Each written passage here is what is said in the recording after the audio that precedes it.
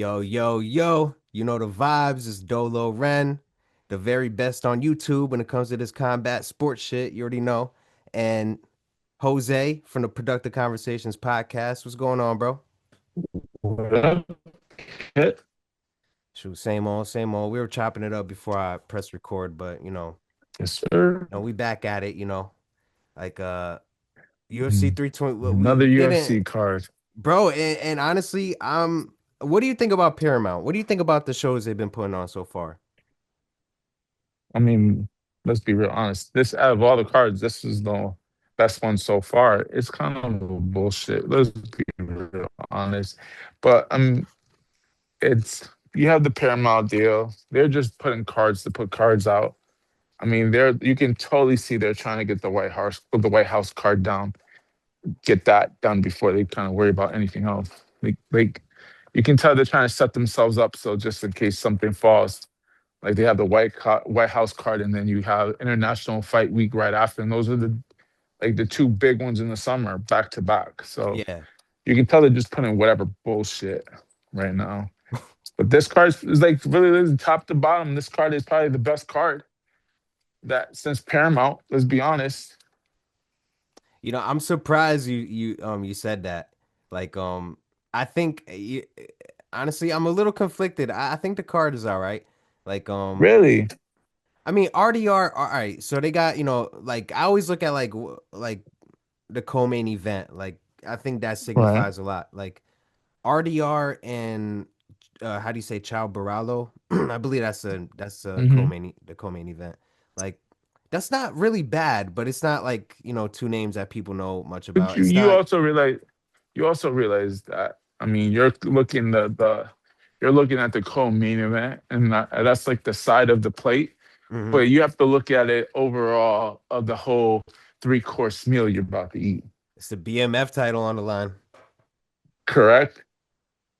And that is a tasty freaking entree. So Yo, it's and not that like bad. no, yeah, yeah. I can see no, you're right. It's really not that bad of a card. I just, like I guess, with Paramount, I guess not every single fight has to be a star-studded event. Like but I do appreciate that, they're pushing Raul Rosas Jr. They're really pushing him. They got him as like the third lined up fight, and then they got He's Michael still in the Johnson. UFC. Well, shit, if Michael Johnson's still in the UFC, then yeah, Yeah, Raul but Rosas Jr. is still there is too. bro, Rosa, that motherfucker still he gets wins because every time I see that guy, he loses. Yo, funny thing is, That's like, why I'm so shocked. when we look at his record later, you're gonna see he's 11-1. He's really only lost one. Is he really? Yeah, bro. No, I feel you Oh though. Like, shit. I'm not even judging you for saying that because, like, it kind of does feel like he's been on a losing streak, but like, he just really hasn't fought nobody really that important. But and we'll That and get. he's boring as hell. You think he's boring? Yeah, yeah. I can say I think he's boring. no, because I get it. He fishes I on the mean, he's a ground. points fighter. Yeah, yeah. Right. It's He's it's fun definitely to a points see. fighter. Sometimes it gets creative though. Sometimes it's fun to see. That's true. Sometimes, but no, yeah, yeah. He does fish a lot on the ground. But yeah, I appreciate that. Paramount is giving this guy a chance. He's boxing with Emiliano Vargas and I think the Vargas brothers. So but we'll get into that because I do want to because that's like actually because he's Hmm. fighting Rob Font. That's like a Mexican and Puerto Rican fight, which is actually cool to see in the UFC. So we'll talk about it. But yeah, Hmm. then Michael Johnson and Drew Dober as the one of the fights to start the card off. That's a Before that, it's RoboCop tasty and Bruno one. Yeah. Ferreira. But even RoboCop and Bruno Ferreira, that's like a rematch that that they need to run back because when they fought the first time, RoboCop took it on short notice and then got fucking flattened. you know, like that was a highlight reel for yeah, that was like a first round, beautiful first round knockout. But let's talk about 325 real quick, just real quick. I don't want to, because we got a lot to get into. Hmm. We're not gonna spend too much time, but eventually Hmm. we'll up the frequency of these shows when we start doing it on my channel. But we gotta show love to Right. productive conversation. So, I was through out of the four Right. predictions we did for 325. I was 3 out of 4. Hmm. Jose was 4 out of 4. If you listen to No, I was three out Jose's of four words too. The last last one. time, Oh, you're bro, talking about the last card we were on? Okay, I thought you were yeah, yeah, talking about not the fight the night. Yeah, fluffy yeah. one. Yeah. Yeah, when Okay, okay, Sean okay. Strickland won. Nah, I kind of knew Sean Strickland was Yeah. gonna win that, but like just because I know how important like jabs and like even the teep kick kind of serves as a jab. Like Hmm. I saw it going the way it did. I'm not gonna lie, but shout to Anthony Hernandez too.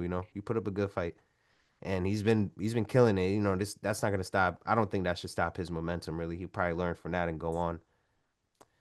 But Right. 325, bro, 325. I gotta refresh my memory. It was we had Hoofy versus Fiziev, right? Oh, we started off with Hmm. Volkanovski and Diego Lopez too. That fight basically went the way we all thought it was gonna go. So, Volk, Hmm. getting his belt back, defending it in Australia. Things are going pretty good in Volk's life, yo. He's, it must feel good that at the end of the day, no matter what happens, you're gonna be in the Hall of Fame, no matter what. And they're gonna be talking True. about you and comparing you to not just people in what is it, featherweight? Not just people in featherweight, but like to all the other champions throughout the history of the UFC. So that must be a good feeling for Volk, you know, having his redemption and his comeback. I hope to see him Yeah. keep going. He's probably gonna have to fight Evloev eventually, and well, we'll That's see. He has to shitty get. main event. I think he has to fight. Who? Lerone Murphy. He has to fight Lerone Murphy first. So we got to see how that goes. But Is that official? Lerone Murphy and Yeah. what's his name? Uh, Volkov? no, Hmm. no, no. Okay. Most Movsar Evloev. Uh, Okay, got it. no, that's who should get the title next, but who gets should get the title Right. shot. But you know how UFC goes. We'll see how that is. Right. Yeah, we knew that was gonna happen. Uh, what was the other fight? I'm trying to remember off the top of my head, yo. Yeah, Taliesin Texera versus Tui Tuivasa. Hmm. Yo, yo, and I almost picked Tui Tuivasa, yo. Thank you for that pick, yo. Thank you for that You're pick. welcome. Like You're welcome. Jose being an OG in the game, like definitely gave me valuable advice on that. So yeah, I'm glad I didn't I pick try. what's his name. And then who's the third? Oh yeah, BSD and Dan Hooker. I'll cover that one last. But yeah, the other one was Yeah. Mauricio Hufi and Rafael Fiziev. That upset me, yo. Fiziev was supposed to come way better than that, bro. I'm sorry. I once again you're right, but that was Hmm. some bullshit. Fiziev did not come out the same way he came out against Gaethje and all the other guys that he really put a whooping on. So can't always call him. Yeah, Physia, you could tell Physia is gonna be a gatekeeper at best. Bro, it was sad because I saw him training with Piotr Jan before that. And I'm like, Hmm. okay, yeah, we getting somewhere. Yeah, we about to show the world something right here. Nah, that did not happen, yo. But then again, Hmm. if I was basing it off of sparring, then Hoofy was getting work from Volk, from Adesanya, from former champs himself. So Yeah, but this training camp, they go easy on him because he's little. wait, easy on who? Um, when training camp, Oh, oh, oh, Volk. oh, oh, right, right, right, right, right. Yeah. No, you're right. Yeah, yeah, yeah. Yeah, he Mm-hmm. can't. And then yeah, the rest of the guys like Dan Hooker and Adesanya are a lot bigger, and they're in the same camp. So yeah, they can't really spar different weight classes. I mean, you could, but it's probably not that smart at his level to be doing that. But Right. yeah, I saved BSD and Dan Hooker for last because we both got that one right. BSD's been on like a redemption Hmm. arc, and yeah, he's been rallying pretty good. That was a very good win from BSD. He kind of needed that. He was already going in a good direction, but that Dan Hooker win, the way he beat him to, like just like pounding him on the ground till the ref stopped it, like that's what he needed, yo. We needed to see that. But I mean, we like What do Dan you do Hooker with though. Dan Hooker? I mean, you like Dan Hooker. I'm not a big fan of Dan. I just thought I think 4 or 5 years ago, especially with the when he fought Dustin was at his highest, and I kind of think he fell off after that. Yeah, even Poirier put it on him, yo. Poirier, that was, Well, yo, though that COVID time, those Apex fights, those that was a different era, bro. Cause like, or at least hmm like a not an era, like just a moment in time. Cause like you could hear every single punch. Like I you still had a remember, man. You had your coaches screaming. yo, word. Mhm. Like yeah, like but it felt cool. It did. It was kind of cool. It kind of added to the experience. Like just hearing Gaethje's that right hand just keep landing on Tony Ferguson, yo. That shit You know was what I like, think of when I think of when COVID Apex? You know what I think? I think of the time where Peter Yan, coach, told him to beat the shit out of fucking Sterling's face. oh right. Eh, I just think of that, like clear as day. He told him, "Should I hit him?" And he's like, "Yeah." And then you just lost the title, kid. Oh man, yeah, that no, right. I think that was the coach, right? The coach was like, yeah, hit him. The coach told him, "Yeah." He Peter Yan, you can tell he's like, "Should I hit him?" With his knee fucking, with his hand down, knee one knee. And the coach says, "Yeah," in Russian. Bang! It was a wrap. Bro, that's that Russian shit right there, yo. That was too funny. Or I could have been Uh-huh. an honest mistake, but like They nah, think, like bro, that was his win, yo. That he fuck was them. They think that shit was M1 Global. Like, yo, and the way like Sterling keeled over too, like he was hurt bad. Like yo, yeah. that's like the worst. I He think ain't they gonna say, said yeah, I can. Can you continue? no, they stopped it. They stopped no. Sterling was like, nah, like like Sterling knew the rules. Yeah, they asked him. They gave him yeah, they gave him 5 minutes, and he probably was like, "Do you want me to?" The ref was like, "Do you think you can continue?" Fuck no, I'm about to be world champion. The fuck, I just gotta say no. Word, yo, straight like that too, bro. And like, and I don't even blame him for it. Yeah, Like, who would like, I don't know. Me either. like, bro, fuck it, like, I got cause the. He was he was getting smoked in that whole fight. he He was was, not yo, winning that fight. yeah, Peter Yan was putting it on him bad. Like, Oh, what was I gonna say? Cause you know, soccer matches end up in technicalities all the time. Like motherfuckers will win off a correct. foul. So I mean, this ain't soccer, but shit, if the rules allow me to win on a foul, then take it, bro. Like fuck it. Like you're champ. Like I I remember, mean, bro. And I don't want to get too stuck on it, but I do remember that time when Aljamain Sterling was a champ. The way he was rocking the belt, like he was like, yeah, hmm this is me. I don't blame him at all. But yeah, that hmm was yeah. Overall, that neither. was in facts. Any one of us would have done that. Any one of us. But yeah, man, Fiziev didn't do the job. But either way, we were talking about Dan Hooker, right? BSD and Dan Hooker. I wanted to leave that one for last, hmm cover it for last, because it's a perfect segue into just we're gonna get into like one or two topics before we get into the predictions. But right away, Dan Hooker, as basically all of the internet has known, has been outed as homosexual from his side piece. Mind you, he's married with kids, and his side piece came out trying to like say that he was freaky or whatever. Um, but I'll show you real quick. I'll show the people real quick. All right. So we're gonna go to my X. I have my bookmarks ready for this. It's probably gonna be a little laggy when I play it, but we're gonna get it. Okay. All right. So before I play his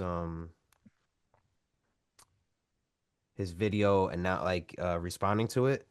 So this is the Instagram of the girl Keith Grace. You could I don't know if it's visible in the corner here, but yeah. So basically, it might be a little hard to see, and you guys could go look it up on your own.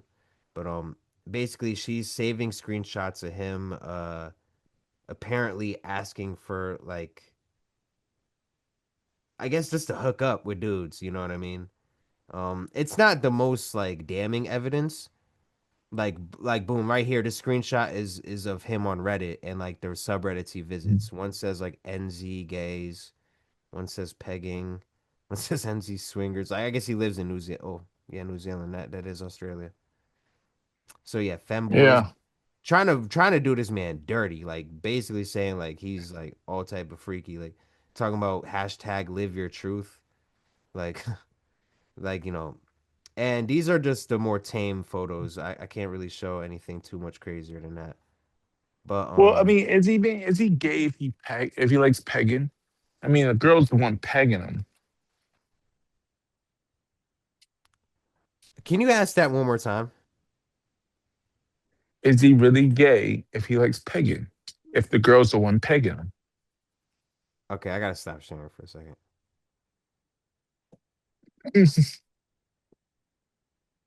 You said is he Is gay he gay if the girl if is he likes pegging to him? be if is the girl pegging him? Because if he's gay, why wouldn't he just have a guy peg him? That threw my whole flow off because honestly, bro, I don't agree. Because it's like yo, no, I see what you're saying. Is Like a girl is doing the action, so technically it's an action with a woman and not a man.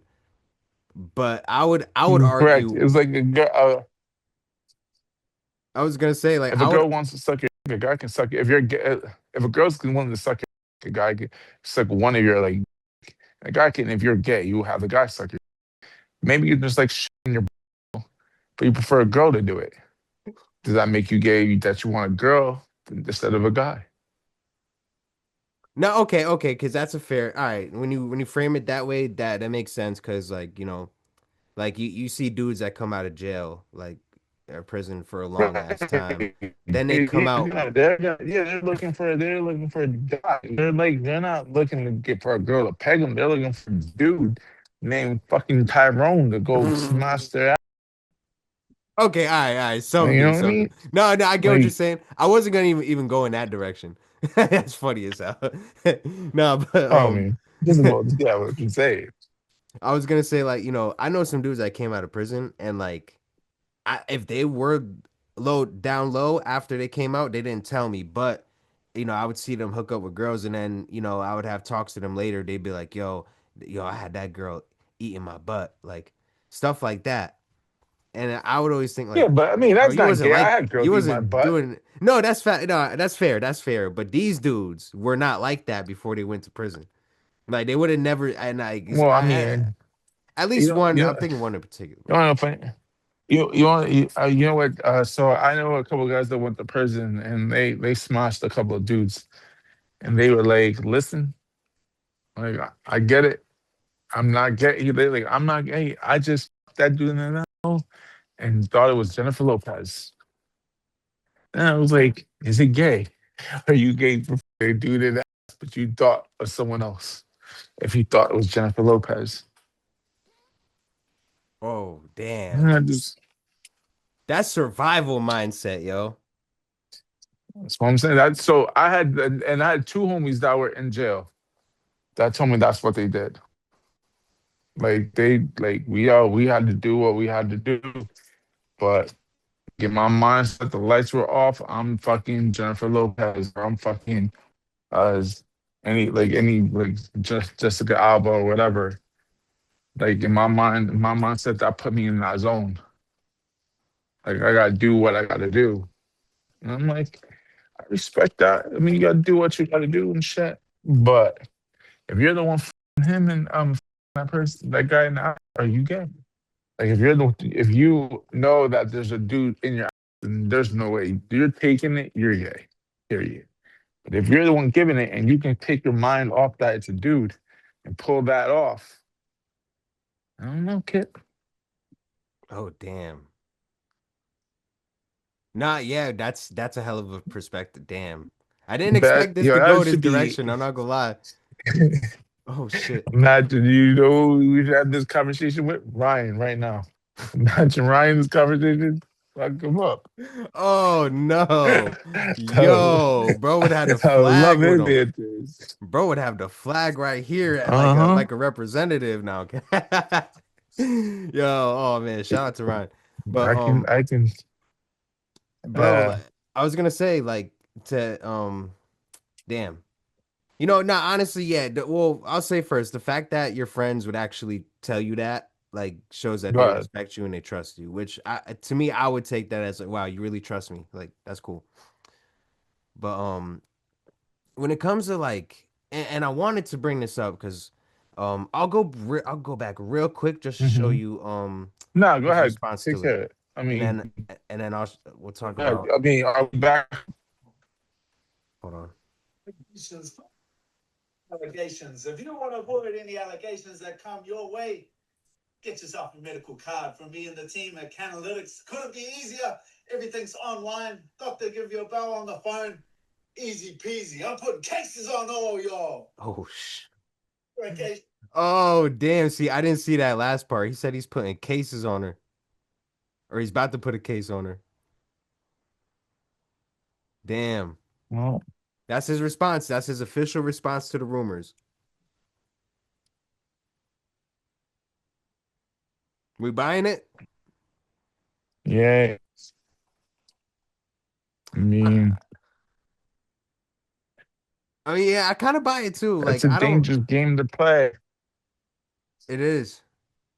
It is. Honestly, Listen, she if is he's not bold. gay and he's trying to put it out there, he's both. But she, I mean, you got bitch got shit like message and shit.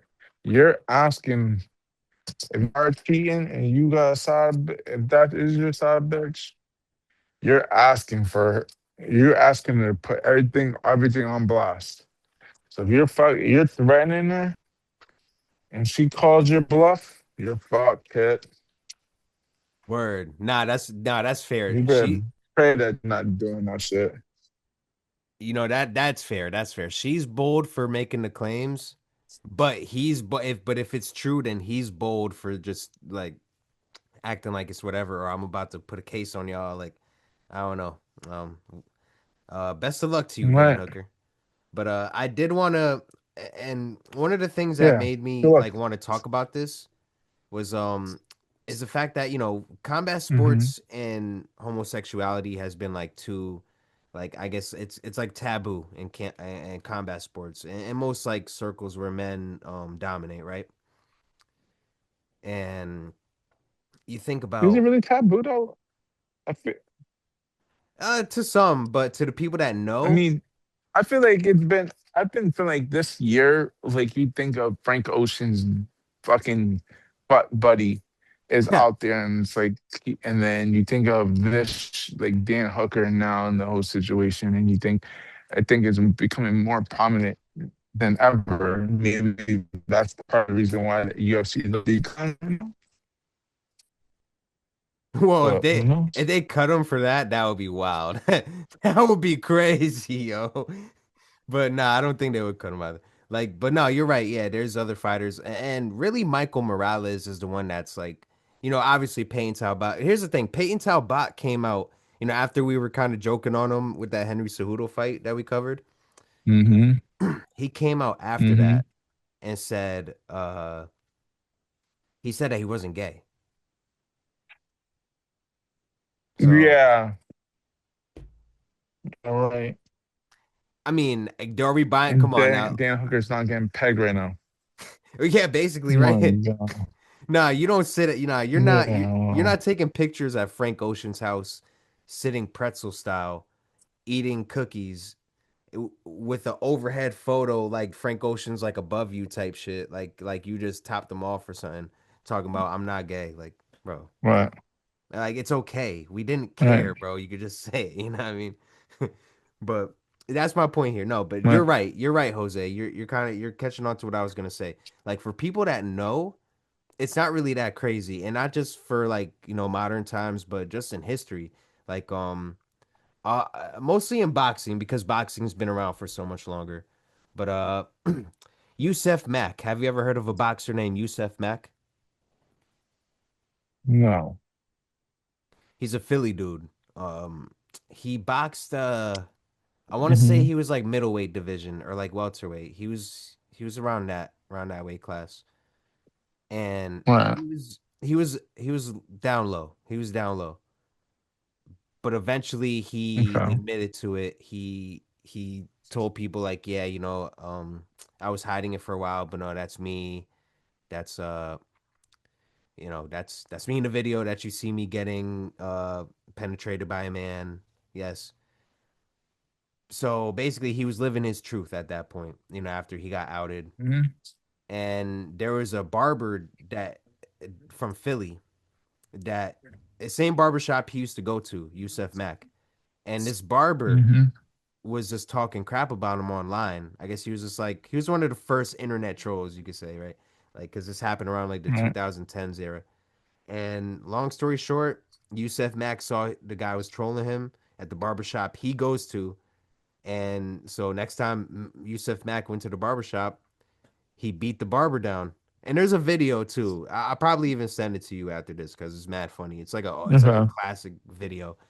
But yeah, that's that guy had it coming for him. If you're gonna taunt somebody or make fun of somebody for being gay, you better be ready for them hands to come. Um, Right. because like yeah, Yusef Mack wasn't playing. He's gay, but he's still about his respect. You know what I mean? He's still a fighter. Right. There was a champion. There was a lightweight champion named Orlando Cruz. First I openly gay remember Orlando boxer. Cruz. Yeah, he was a Puerto Rican dude. Mhm. So he was the first Mhm. openly gay dude. And I'll be honest, I didn't watch much of his fights, but he had a good record. He retired with a nice record. He didn't have that many losses, so yeah, like that's one Right. guy. If you saw, like, you'd have to treat him with some respect. And then I guess like one of the more famous examples is Oscar De La Hoya with the cross dressing and the photos or whatever. But maybe, depending on the perspective you look at it as, like if you look at it through Jose's perspective, maybe he's not, maybe those aren't He homosexual poked up. tendencies. Bro, you know what they did to him in the hotel, right? Yeah. What? Bro, there was more than photos. Like Oscars? Oscar, bro. Oscar De La Hoya. Oh, did I say it? Yeah, Oscar. The fuck? Yeah. That's my bad. If I didn't say it, One. Oscar De La I never Hoya. heard this shit. No, no, Bro, you yes, said you have. Oscar, but I seen those. You Well, seen I the thought it was photos. some bitch that took the photo. I seen photos. Well, that's what I'm Like, saying. Through no, your no, perspective, since it was girls, maybe it's not like maybe it doesn't tend to lean that way. But I would argue that if you're inserting right, anything inside of you, or you're telling someone to insert something inside you, then it's probably the case that you might. But either way, and I okay. I just wanted to mention these just because, I like, guess. bro, it's crazy because like people talking shit about Dan Hooker, but like if he's gay, it doesn't matter. He can still fuck you up. He can still beat you up, bro. Like, More ways than one. yeah. And and there's a saying that I heard from a wrestler a long time ago. It goes, if a man, if a this is crazy too. So I'll say it in a PG way. Like a wrestler told me, if a man can take you down and pin you, then he can take you. So Yeah. that was wild, right? Yeah, I was shut mouth when I Mhm. heard it too. I'm like, yo, what the fuck? But it's kind of reality. If it was in that kind of scenario, then it'd be a reality. So yeah, Right, if Dan Hooker's gay, cool, congrats. If he's not, cool, congrats. But now you got your side chick issue to deal with, which is gonna be a hassle in itself. I hope he doesn't get divorced. I hope hmm they work that out. And yeah, I honestly don't really care if he's gay because he can fight. That's all that really should matter to us. And if you're gonna be like talking crap about somebody that's gay, you better be ready for the smoke because them motherfuckers come with it, yo. And they'll fight girls too, hmm like you know what I mean. So if you're a girl too, like you better chill, bro. You don't want that smoke, bro. They come with smoke. So hmm you know, shout out to gays, you know what I mean. But no disrespect to Dan Hooker. But yeah, that's all I really had to say about that. Is there anything you want to add to that before I change my lights back to normal? Nope. Okay. No, you're pretty good, Kit. All right, cool. All right, lights are back to normal. Uh, Mm-hmm. okay. All right. Whoa. Not the purple shit. Sorry. Hold on. Not the purple shit. Not the purple shit. I'll take green. I'll take green. Cool. All right. Nice vibe. All right. So we're off of that topic. And before we get into the predictions, I want to just mention one more thing. It's not really UFC related, but it has to do with combat sports. Floyd Mayweather. Floyd Mayweather's been in the news. The rumor is that he's broke. And what's beyond the rumors is that he has 3 fights lined up. He has Mike Tyson April 15th lined up. Then in June 27th, he has some guy named Mike Zambitis. He's a kickboxer from Greece, I mean. Kickboxer Mm-hmm. from Greece. And then the third fight is the crazy thing. The third fight that's lined up is Manny Pacquiao, September 19th. This year, all 3 of these fights this year, bro. And like not that much time between each one. So there's really not going to be no training camps for these. We're just getting straight up 49-year-old Mayweather just Doesn't off. really need one. Yeah, he's Mayweather. That would be Doesn't really. He fun. doesn't need, it's My not bad. in Mayweather. I mean, he's doing an exhibition with. He's doing an exhibition with Tyson. Really only working for that. Hmm. And you got this Foxer Greek dude, but he ain't nobody. Yeah, And that's true. then you kind of can set yourself. You're already pre-trained. Your body's already at where it needs to be, so you're not cutting or nothing like that. And you got many. You got old man many. Oh man, So Manny. And you saw the guy that I Manny mean, Pacquiao got a draw with. You saw that Ryan Garcia beat him, right? 12 rounds. Did you see that fight? right? Yeah, bro. Yeah, yeah, Mario I saw that. Barrios. You Mar was they right to pick him. Hmm. Bro, yo, here's the thing. Like Ryan had a good jab that night. He looked strong and he looked like, like he was actually training. But but as far as Mario Barrios, like that's not that they're calling him one of the weakest champions of modern history. Cause like you drew with Pacquiao, a old Pacquiao. Not saying Pacquiao's nobody, but bro, come on, you caught a draw against him as a current champion. That's not a good look, bro. It's not. It's just not. So, Manny Pacquiao still got a little bit in the tank, but he didn't really exactly wow people with that last one. With the no, he did wow people just getting a draw, but it's like, he's still an old man. You didn't really fight like a crazy um Benavides-esque kind of champion or something like that, or like a Jared and his boots. But yeah, man, like what you think about these fights? What you think about Mayweather at this point in time? Where's he broke? He has because he has non. Like, he has definitely has like cars and stuff. It's not like he just he got kids, I guess. Hmm. Just it's sad. It's a payday. Like the Tyson thing, Tyson Mayweather. That's like, come on. Like that makes no sense. Like nobody's gonna really care. The Manny Pacquiao versus Floyd Mayweather seems interesting in the sense that the fight is in the spear.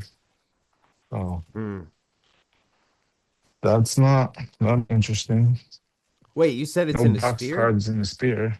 I mean, yeah, I didn't even hear that. I didn't even know that it was going on in the sphere. Damn. it's on going on there. And then the other fight, the one in the middle, nobody giving a shit. Not even Netflix, because it's not like they put money into that. Because they're not. I don't think it's broadcasting Netflix. It probably won't You be. know what I mean? Netflix, nah, Netflix only, and I think it's in Egypt or some shit, isn't it? Or some fucking place, Arab money. I mean, they might do it in Greece where the guy's from. I guess he's a legend over there. I never heard of him. Yes. I don't know. How much of a fucking legend can he be? Nobody even ever heard of this motherfucker. Right. Yeah. He's like a local legend. That's cool, but like we're talking about like Mayweather. Like you go to fucking Zimbabwe, Yeah, they probably know who Mayweather is, you know? right. You come to America, you ain't gonna know who this Greek fuck is. Yeah. So So, yeah, it is what it is. But sucks to yeah, I be mean, being 50 years old. Sucks to be 50 and you gotta fucking get your head busted in to make some money. Eventually, Father Time's just gonna come get you. well, I mean, I think for He's Floyd, stupid. He should have just. my bad. No, go ahead. You think for Yeah, yeah, yeah. I was gonna say, I mean, he's probably more worried about the IRS coming for him before Father Time. 25 million in taxes, yeah, yo. but That's what they're saying. how many fucking Bugattis this motherfucker has? He can just sell them those cars off. He has the assets. He just don't have the dollars.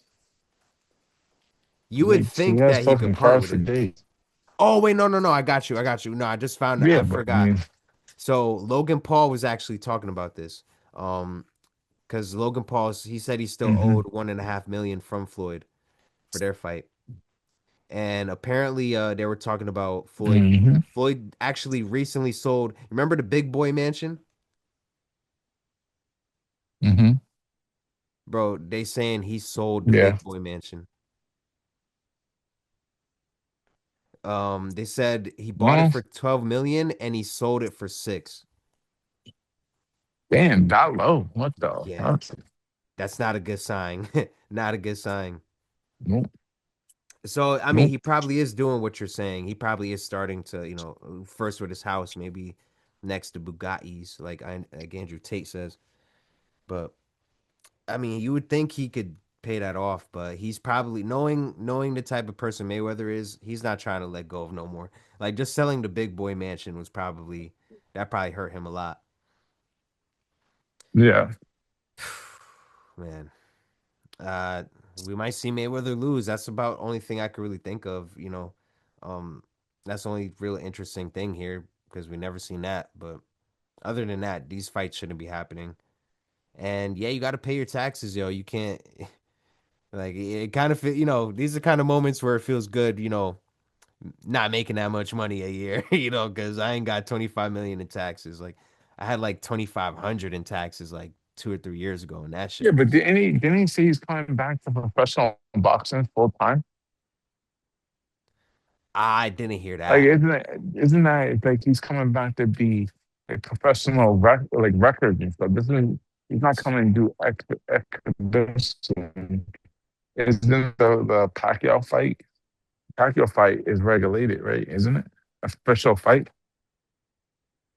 Nah, I think they're all exhibitions. I think they're all I don't think that Pacquiao one's exhibition. hmm, that'd be Pacquiao doesn't interesting. do Pacquiao doesn't do like doesn't do that. All his fights been ranked fights, pro fights, and I thought that's what it was coming back to. Maybe I don't think so, but maybe I got my info wrong.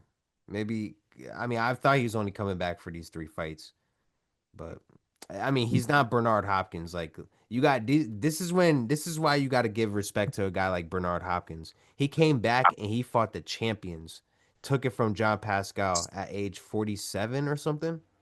hmm Like, yo, incredible. If Mayweather can do something like that, take it from an active champion and do push-ups between rounds, yeah.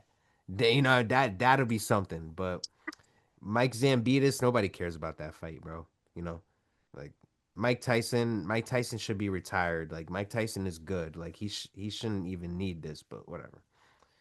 hmm Yeah, it's just kind of sad. It's kind of sad, but I guess we get to see another the last hurrah, I guess. Um I kind of just wanted to mention it to see, what was on your mind about it.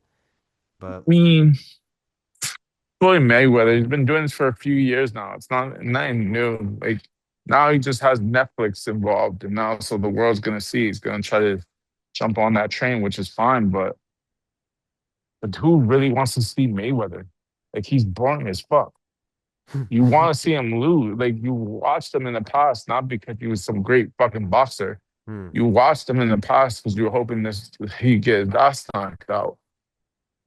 Now he's just fighting a bunch of headbands Hmm. that you know he's not gonna get his ass knocked out.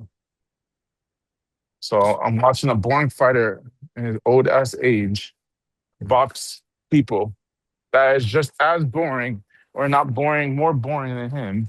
Hmm. They're not getting knocked out. And they're not even knocking each other out. They're going to points. Yeah. Word. So thank God it's on Netflix. Nobody's gonna pay for that shit. And that's a good aspect on it too. Like it's like Mayweather just had to get some of that Netflix money. He saw the Netflix Yeah, I money. He mean, just had to get that shit. I think everybody's going for that Netflix money. I don't know if we're gonna talk about fucking Ronda Rousey and that fucking train wreck. Oh yeah, yep. I did forget about that though. Gina Carano. She's gonna fight Gina Carano.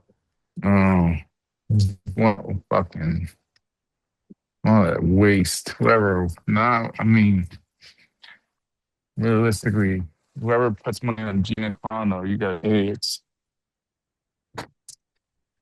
Like it's like it's almost like Just if she ends up being like a favorite, then it's like nah, there's clear corruption nah, here. she's not afraid. I think nah, she's definitely not. I think She cannot Gina be. Carano's like minus. I mean, plus. I think it's like plus 250, plus 300. Oh Or some shit. shit like that. Or the 2000 or some shit like that. Fucking people don't understand. Gina Carano is like 11-1. She got smoked by Cyborg and retired. This Is bitch that is how just she a pretty retired? face. Is that really how That's Gina exactly Carano how she. retired? I believe she got smoked by Cyborg. Yeah, and she never fought again.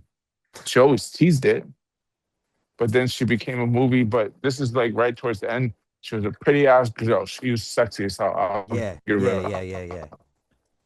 But so she was she won a couple of matches, got fucking Cyborg, and Cyborg smoked her. Damn. And he's like, I'm never going to try it again. I'm not being Cyborg. So let me do the Mandalorian. Man, yeah, I That's mean, what happened. damn. Really didn't realize that's how her career ended. And to see her like coming back for Ronda is just it's just another cash Hmm. grab. I guess that is gonna be on Netflix, right? Yep. Well, Rhonda says she's doing it for Gina because Gina needs the money because of that whole bullshit that happened on fucking uh what happened to her in Star Wars. Nobody wanted to hire her. And so Raza in one interview was like, "What? Well, I'm doing it for Gina to sign me. She needed the money, so I thought Gina was a nice person. I thought, hey, if there's anybody gonna come back for her, it's Gina." I'm like, all right, Hmm. that's fucking weird. Damn, you would think she'd have like some like good favor towards Misha Tate too. I'm pretty sure Misha Tate could use Ooh, some bread. Ronda Rousey. yeah, but isn't it Misha Tate? Nah, but Misha Tate retired. Yeah, Ain't yeah. she retired? Yeah, Yeah, she's yeah. not gonna And come back. she's probably not hurting for bread. Listen, I'll tell you this right now. I think Ronda Rousey wins. I think she's gonna do another Netflix fight against Holly Holm. Mmm. Mmm. See, I like when Jose starts cooking like this, yo. Starts So, setting up future fights because yeah, that but that's not bad. That's a good idea. if that's what's definitely gonna happen. If Ronda Rousey that fight makes money or that does views, they're gonna come bring the truck back to Ronda Rousey. Ronda Rousey's gonna make another deal with MVP. MVP is Big Paul shit. Hmm. This is their first and they're gonna bring more has-been fighters that retired to come back out and get paid. Shit, That's what's just gonna like happen. that. Easy And money. Holly and Holly Holmes is still fighting. Holly Holmes just lost. Oh, right, right. Uh, Yeah, yeah, she did. Against it wasn't it Kayla Harrison her last fight? no, I think no, I don't think she. No, she been. out of the MMA game. She's boxing again. Who, Holly Holm? Um, yeah, she's not MMA no more. But she She got didn't back lose into to Kayla Harrison recently. no. Huh. I don't even think they fought. To be honest, I'll just check that real quick because go ahead, please do. But I that's a will nice. not even to like put you on the spot. No, I'm just no, go ahead, curious. please I do. think I'm going crazy. But we're gonna get into these predictions. But before we do, I just want to check if they No, ever fought Holly Holm real quick, real quick.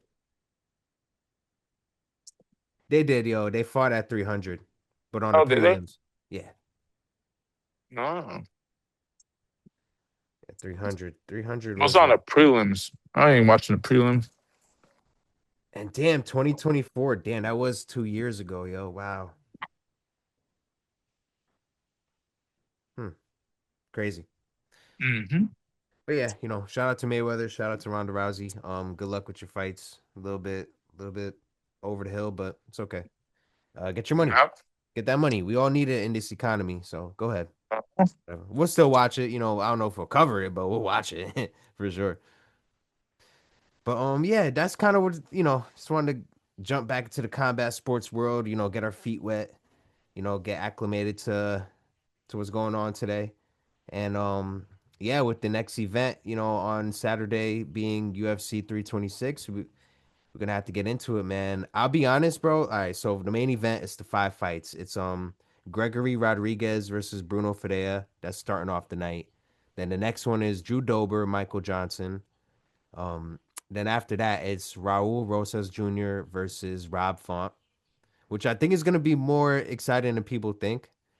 And then the co-main event is RDR Reinier de Ritter versus that was his name, Chao Borralho. I'm sorry if I'm saying the name wrong. I know the Brazilian's gonna be mad at me. But main event. Main event is Max Holloway versus Charles Oliveira, yo. It damn near makes you want to cry, yo. So Yeah. that main event is gonna be everything, bro. Everything. But Right. we'll cover, I'll be honest, I'll just cover Bruno Ferreira and Gregory Rodrigues real quick, just because there's not much to go off of. Like both guys haven't gone that far in the UFC, and they both, Right. been up and down in losses and wins. We obviously know RoboCop Gregory Rodrigues. He's nice with the hands. He's strong. He'll put your lights out, but that's about as far as it goes. And Bruno Ferreira, like, they both been having. I guess we could. Now I don't really got the stats up, but either way, I know off the top of my head. Like Bruno Ferreira has been, getting some submission wins recently. And and Gregory Rodrigues, I think he's won at least like I think three in a row recently. So, he's getting back into, he's back in the win column. They're both basically in the win column right now. So um and with the first fight ending in like a first round knockout, there's just and then it being taken on short notice, there's not much that you really could analyze or look into. You Right. just got to see them run it back. And Hmm. if I were to say like to throw a quick pick out there, I would say Bruno Ferreira looks to have added more to his game since then, Right. and has been kind of consistent, on his path. Not too great, not ascending to great heights due to some losses, but he's there, and he's still got a shot to make it somewhere. So I'm gonna say Bruno Ferreira pulls it off again. I don't think he knocks him out in the first round, but he might even submit him, with some new techniques that he's learned in the past few fights. So just want to get that one out the way. Bruno Ferreira, I'd say, put the money line on him. He already knocked the guy out the first time, and he just has a deeper bag. He's a little bit younger. Go for him. I agree. Yeah, it's kind of simple when fights like that. It's like we don't have really much to go on, so just run it back. It's kind of like the first time they fought, you know. Right.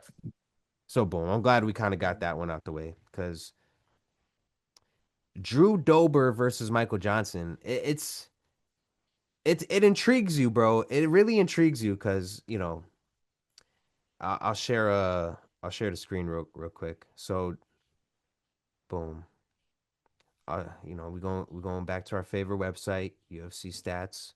Um, look at Drew Dober here.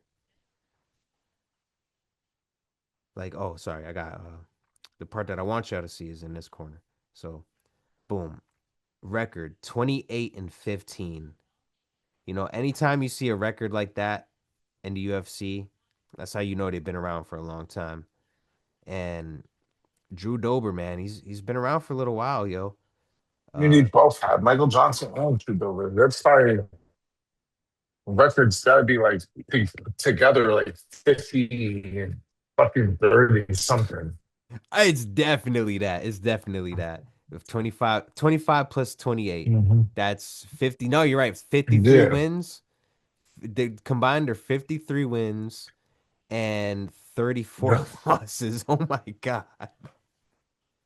yeah. I was right. Yeah, look at that. That's no Damn. bullshit. I just guessed that shit. Holy shit. It's like, yo, you know when you do hold on now. I just want to show my face real quick when I say this. When I say this. Hold on, wait.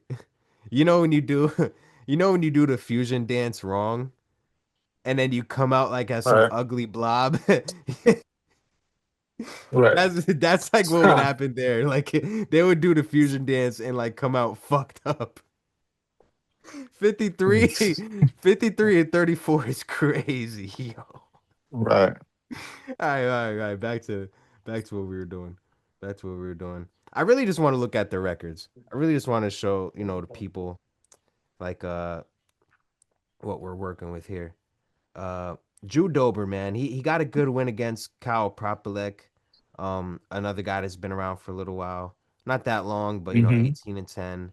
And well yeah, I guess yeah, 2019. I guess that is a little while, huh? But wow, to see Kyle Propolek have that kind of inactivity between September 14th, 2019 to May 10th, 2025. Yeah, knocking a guy like that out, that doesn't say nothing. And if you ask me, Nope. the guy hasn't. The guy took 6 years off. Yo, the man took 6 years Well, off. what I mean, what took you 6 years to be wrong? Was it injury prone reason? Kyle Propolic, I don't know much about him to be honest, so I couldn't really tell you. But 6 years, goddamn, and four straight losses. Like, nah, that must be one of those guys. Yeah. Like, he must be a fall guy. He must be getting paid by the UFC to be a fall guy or something. I don't get that. But either way, like that really ain't shit. You know, Manuel Torres, come on, Manuel Torres, he's not like completely trash, but he's not like the nicest dude, you know. Like that doesn't spell well for you. Gene Silva, that's a respectable loss, even though he's still climbing the ranks. Renato Moicano, that used to be a respectable loss until he lost to Benil Dariush. No, I'm just kidding. I fuck with Moicano.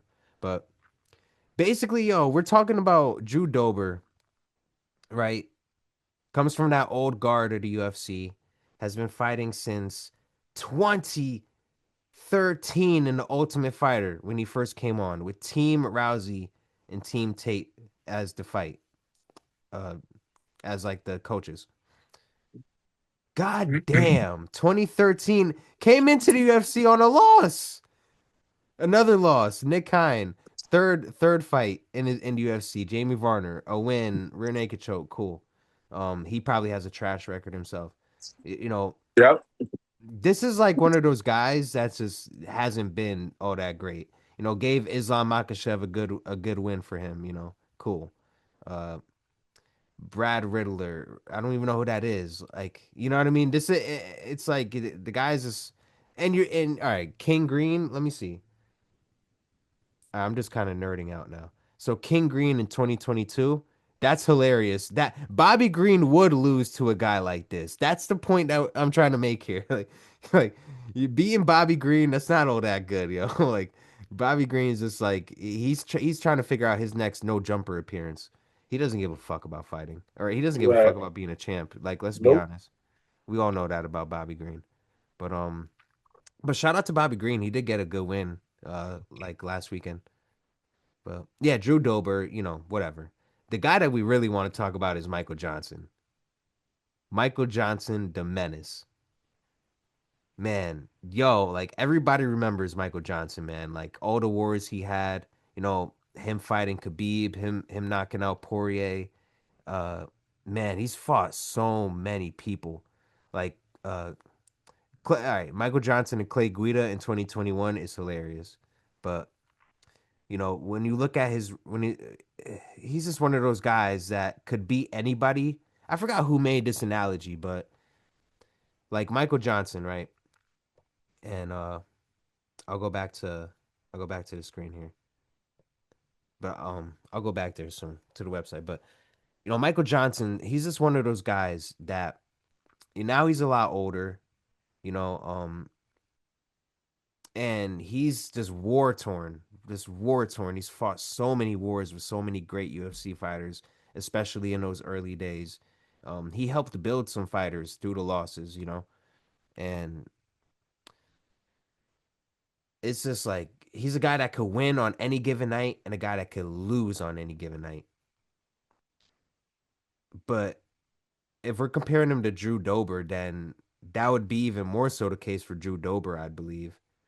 Just like let's be honest, yeah, both have spotty records, both have been veterans of the game for a long time, but only one has really gotten like fights that like wins that we still talk about today. Like Michael Johnson was really like when he was nice, yo. And Drew Dober, I can't think of a time where he was really that nice. I'm gonna be honest, yo. I don't think anyone could. So, like and this is kind of why I was like a little iffy about the card because, the first two fights to start off the main event was Rodrigues, Ferreira, and then Drew Dober versus Michael Johnson. That's like, Right. you know. Yeah, but you also realize that Michael Michael Johnson and Dover, they both they both give you fights. They're not boring fighters. You're I right. mean, they're gonna give it. They're gonna bust their ass. So you're really setting that second card. I mean, they're both names. They're if you're an MMA head, you know who's opening the line. Mm-hmm. You're really putting that in the card is just to have two names, two prominent names in the MMA community, and that you know you're gonna get an all-out war with these guys. And Yeah. really, that's the reason why you put in the Yeah. All out war. I can see them doing that. I think they're both good for that. Like Drew Dober, he kind of fights like Mhm. you know, um, he has like a tenacity, kind of like Michael Chandler in a sense, but just like a bigger version, and also in a sense that his IQ's is not like the greatest. Like he's not that dumb, but he's also Right, not like a savant at what he does. But yeah, he comes with it. right, He definitely comes with it. Michael Johnson, it's crazy because I've seen sparring footage of Michael Johnson, and like you could tell Michael Johnson is nice.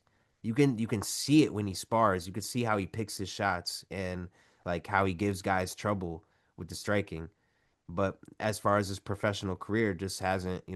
When the lights come on, it's the same thing with Adrian Broner. Well, Adrian Broner is an right, alcoholic. That kind of was what ruined Adrian Broner. But same thing with Adrian Broner in the sense that when the lights come on, it's just the good shit goes away, and then you're right, seeing, and Michael Johnson, like Adrian Broner, they've both been able to shine under the lights, but in the most important right, times, they shrink in the lights. So that's kind of been the story of Michael Johnson's career. At least Adrian Broner was a four-time world champion at one time. right. Michael Johnson, I don't believe he's ever touched a belt. Has he? Nope. It's crazy. He's been fighting for a long time, and that's not to And knock him. he's a gatekeeper, and I don't know why they put those two together. Hmm. Like, I mean, besides what I made a point, but I mean, Yeah, yeah. right? You want to elevate, like your next stars to come into the UFC. You use those guys. I don't know why you're putting two journeymen together. It's not like they're gonna be prominent. I don't know. I mean, I think Michael Johnson's ranked top like 15, 14, some shit. Maybe over. It's definitely not ranked. Even Um, Michael Johnson being ranked, if he is ranked to number 15, I couldn't find his ranking. I probably could have looked harder and I found it. don't be honest. I don't think he's ranked. I Let's don't be think real so either. honest. Because if he was like, he's not in the 15th, but even if he was in the top 20, that would still be fucking impressive for Michael Yeah, but they're Johnson. not. Yeah, Yeah, that's these true. are two guys that are unranked, but two, like you said, well known names, and they're going to put on a fight. But I think it's like, I think it's simple. I think you go for Michael Johnson, just based off of history. Now one could say, oh, Drew Dober has at least tasted victory recently, Right. but you fought a guy that like had like a 5 year fucking hiatus in the UFC, bro. Like a guy with 4 fights. How you got a longer hiatus than the amount of fights you have? And if that's the win that Right. you have, that you're toning as like, oh, at least he's in the win column technically. That's not gonna be enough, bro. Because Michael Johnson, like against a guy like Drew Dober, he's gonna turn it on, and you're gonna see it. It's gonna be a good fight, but I think MJ takes it, man. I don't know if he like knocks him out or anything, but I think it's gonna be a lot of fists being thrown, and it's gonna end. I want to say split decision win because they're both old. If this is like a few years back, I think MJ would get probably get a TKO, but I think he gets a split decision win here, and then honestly, I don't have much predictions for either one Yeah, after this. you're giving Dover mad credit. I think Michael Johnson's going to clear out.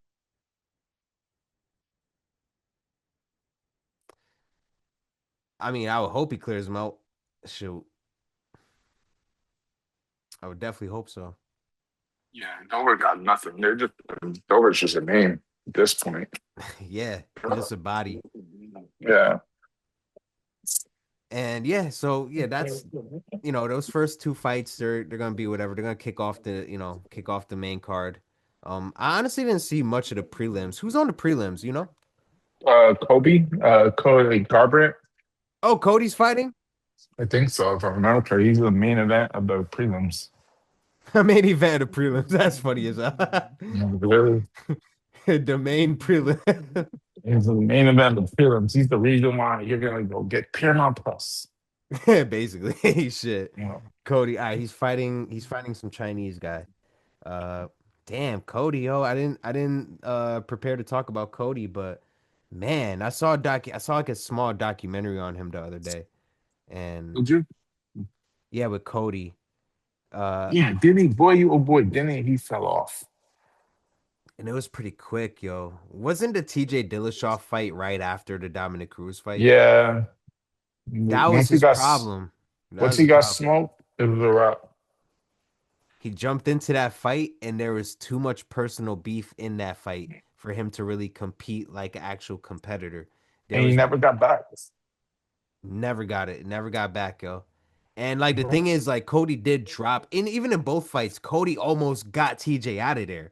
Like, as far as the fans, we appreciate Cody for what he gave us, but Cody's Mhm. one of those telltale signs of like, you know, especially in combat sports, you can't always please the fans. You can't like sometimes you do got to take like a lesser fight to build up to that moment. I think he just fought TJ too quick. He fought him too quick. But See, too quick. You have to realize that they both trained together. So TJ was a lot more wiser than Cody was. Like Cody was brand new in the game. He shot really fast. But TJ was in the grind of things for a while. hmm, So I don't think it was that he shot that it was too much. I just think that TJ already knew his style. TJ would trade with him. TJ kind of like grasped the fact, like kind of knew him hmm. where there was that beef, and Cody is known to have like bullshit beef, to be honest. Was it? I mean, with TJ, I don't know if it was BS because I think he had good points. I think Cody made good points with the TJ thing. TJ was like, sorry, TJ was like an asshole in sparring. He would like hurt people. Oh, he probably was. So that's fair to mention that.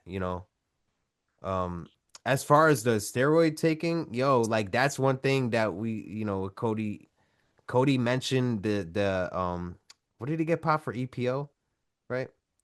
Like he mentioned I the think so. EPO. Bro, he mentioned it at a press conference with TJ, like way before TJ popped for it. So there I was, mean, there was drama there. There was big drama there. And I understand why the UFC put it together, and I understand why they were both down for it. because they hated each other and they're Right. like, "Yo, we're lit right now, so why not do it?" But it was a mistake Right. for Cody. That's Yep. in boxing, his manager would have like made sure that fight didn't happen right away. And that's like the good and bad of boxing. Like sometimes you don't get most times you don't get the fights you want, but you do got a manager that'll at least make you look good and give you some tune ups and you know yeah. Cody fell off quick, bro. He fell off, but it was kind of designed that way. It was kind of always gonna happen that way. But yeah, enough of Cody. Good luck, Cody.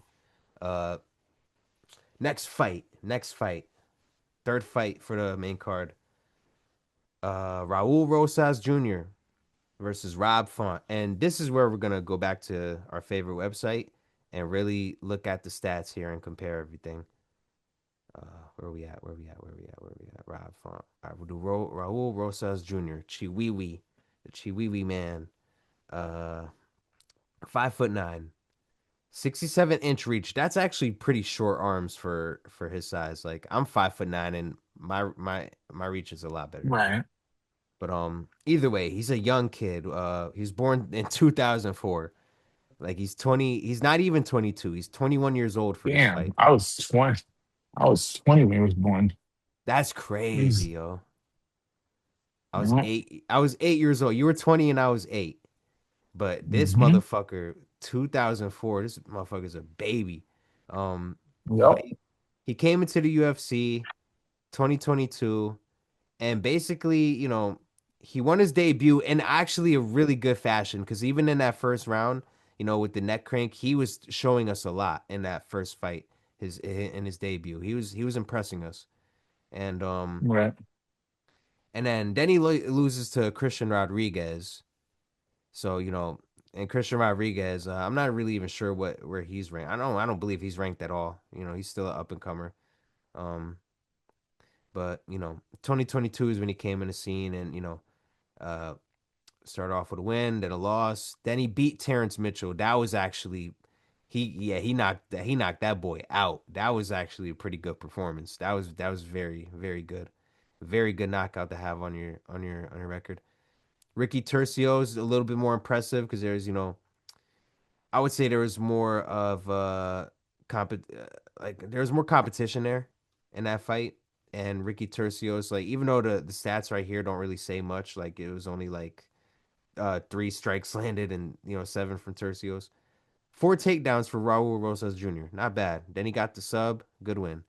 And the last 2 fights kind of were just I would say these are kind of whatever fights because nobody really knows those guys. Like look hold on. In 2024, he fights a guy with no last name in 2024. Who is this? Is he what is he, a pride fight? I Jesus. Mongolian murderer, and he's like a year younger than me too. What the hell? Who the fuck is this guy? Well, I don't think it's irrelevant now. Yep, lost to Raul Rosas Jr. Wow, yeah, whoever that is, yeah. So that's just to show that Raul Rosas Jr. he hasn't been fighting like any crazy talent, but he has Right. shown and displayed very good talent at this level. But now we're 4 years into the UFC. You're turning 21. No, you're turning 22. You're old enough to drink now. Now Right. you're old enough to get some real hands. And I think that's kind of what we're looking at right here. They're finally putting him up against someone that's worth like talking about with Rob Font. Rob Font, one of those guys that's kind of played the background, but he's always been in the mix competitively. You know, had a good fight with Jose Aldo, even with Jose Aldo being a little bit older. Um, where is he? Rob Font, Puerto Rican dude. Doesn't show his nationality, but he's Puerto Rican. 22-9, and he has a longer reach than Chiwiwi, and he's just a little bit shorter, but he has a 4-inch reach advantage on Chiwiwi.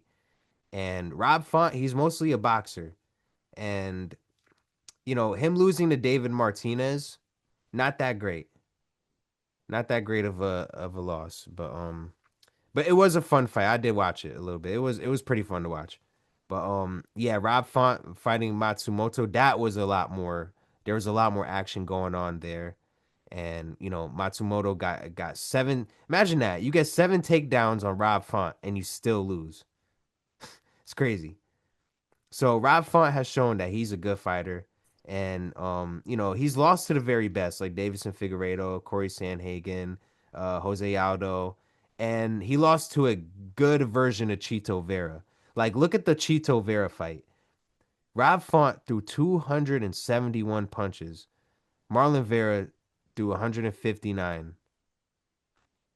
Like, that's just goddamn crazy. And I think, Chito just he knocked him down 3 times, so he probably got the edge with Yeah. power. Hmm. So like and then he beats Cody in 2021, like he has some good wins like I'll put it this way. If you're well, oh wait, before I do that. Actually, no, I'll just mention it real quick. Um, something to go along with what I'm saying before I should have showed it real quick, but basically, Rob Font lands 5.3 strikes per minute, and Raul Rosas Jr. lands like 1.5. But we know that's because of the styles. The styles are different, and also the longevity of Rob Font. He's just been around a lot longer, so that adds to it, I think. But I oh feel like you're man, gonna go for the Mexican. oh, you know it. You Oh know my it. god. You know it. I had to. No, Is man. this a Well, is this a bias? Are you Mexican? no, no, no, no. Now my father's Puerto Rican and my mom's Costa Rican. But Oh, good. yeah, you Well, already know I'm the Puerto sticking to Rican, my bro. Puerto Rican roots. Yeah. Bro, I'm sticking with my point. I'm going Rob Font on this one. all right. So tell me about it. Why you think Rob Font will win? He's more active. You got takedown defense, pretty good. That's why you notice that all his fights stand up. Rojas, the Mr. Mexican, he likes taking you down. That's why 1 point something per every minute. Mm-hmm. But I don't think he can get robbed down. I So I think think if it's he's gonna have to sting it, I think if he's gonna sting and bang, we're up. He's gonna take it off. mm. To be honest.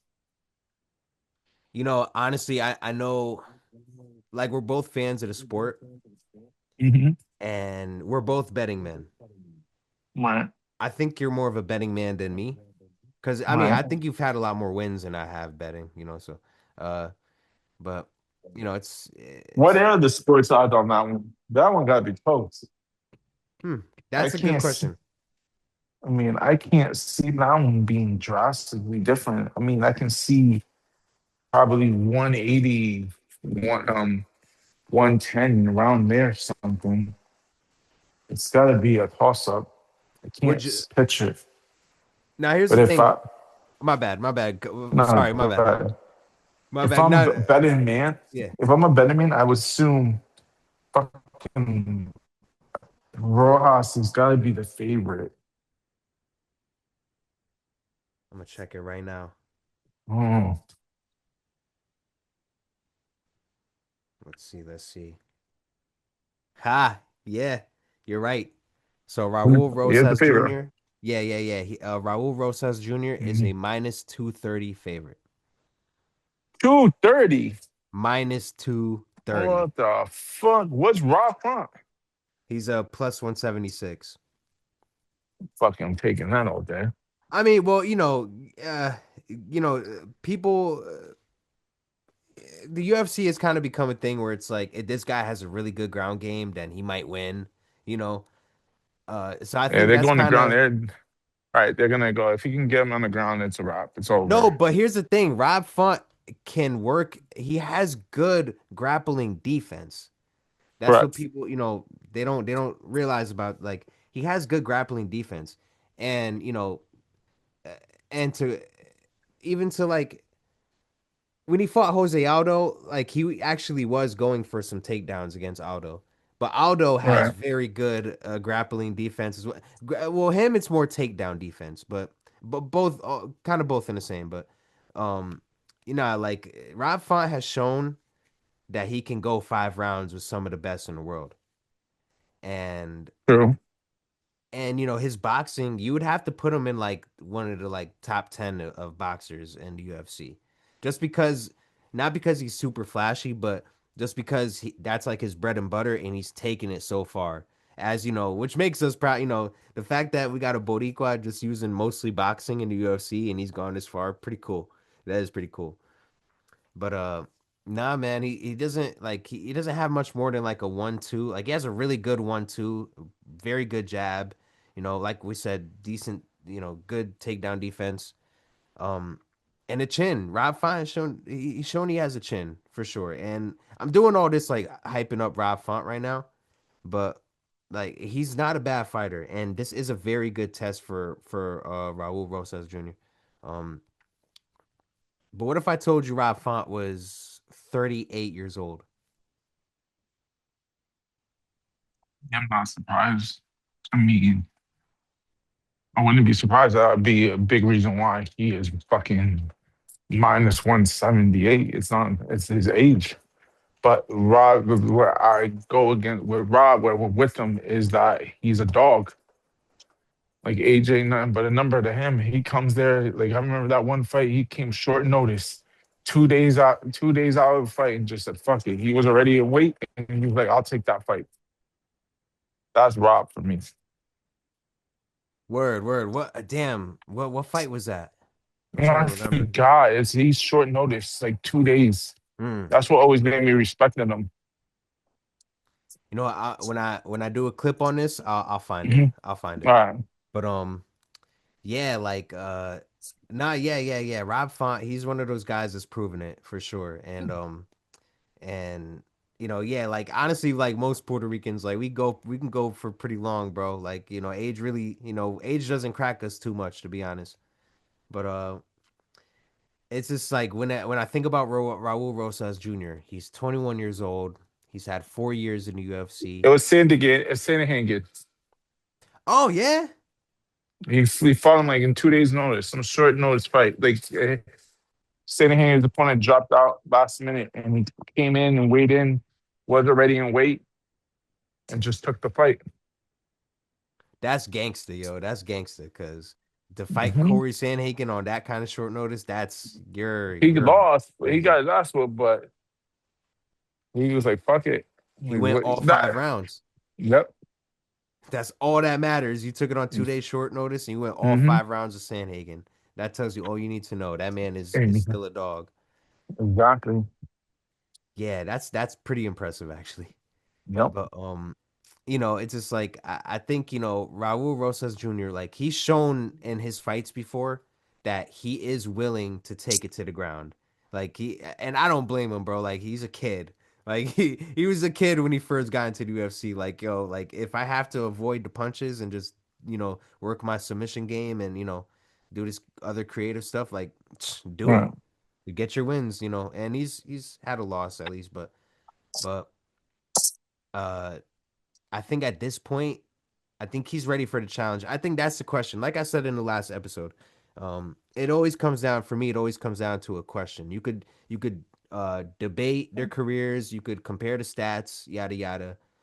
But it always comes down to a question for me. And this one is Raul Rosas ready for the big leagues? And I'm gonna say yeah. I'm gonna say yeah.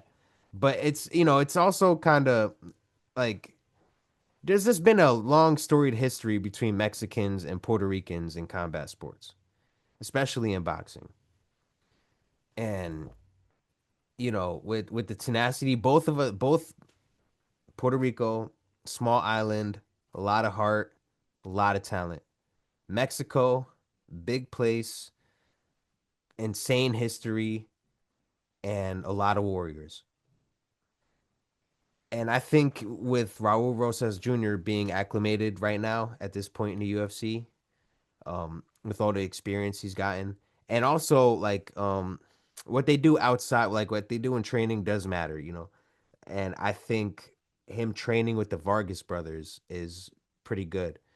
Like I think he's been mostly working with Emiliano Vargas, And that's good stuff. Just like Jose Aldo went to the Robert Garcia gym and said, "Hey, like I need some boxing." And you could see it, you could see the results after, like Jose Aldo's boxing got a lot better after Robert Garcia. But yeah, I think, his training, I think he's training the right way for this fight.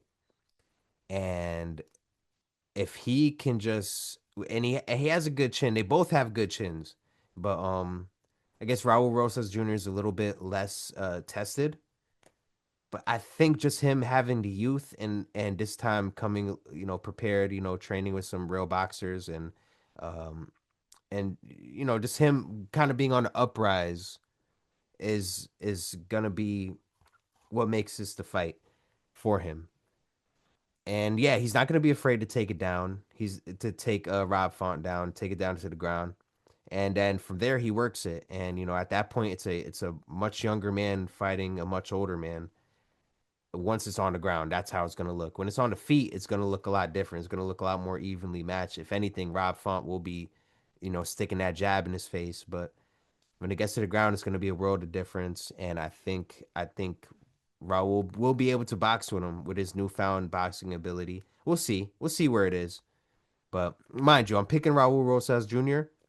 to um I think he goes 5 rounds. Well, I don't wait, no, I don't think it is 5 rounds. I don't think it's a 5 round fight. No, it's not three. Three, three, three. I think he could do 3 rounds of Rob Font and then keep it on the ground and play it safe. And, maybe show us a little bit of boxing that he's learned. Um, but mind you, I only see it that way because, I just think it's his time. Now I could be totally wrong and Jose could be right, and maybe Rob Font really does like just show us the vet that he is and shows Raul Rosas easy work. And even as I'm talking about it right now, I could see Rosas Jr. I could see Rosas losing. I can't see him losing, but I want to see him win, and I think All he's right. ready. And that's just what it comes to. I just think he's ready. I think he takes a unanimous decision, and then there's really no prediction after that I made for where they go in their careers because one's one's still in the top 10. I think Rob Font's ranked number 10, and I think Rosas Jr. just got into I think he's ranked 13. I believe he's ranked 13. So Is it Rojas' coming out party if he beats Font? yes, yes. Interesting. 4 years in his coming out party. Yeah, it is interesting, but it's is I also interesting how young he is too. So he has a long way to go. And yeah, I think it's at a good time. I think he gets that unanimous decision win. But how do you think Rob Font wins?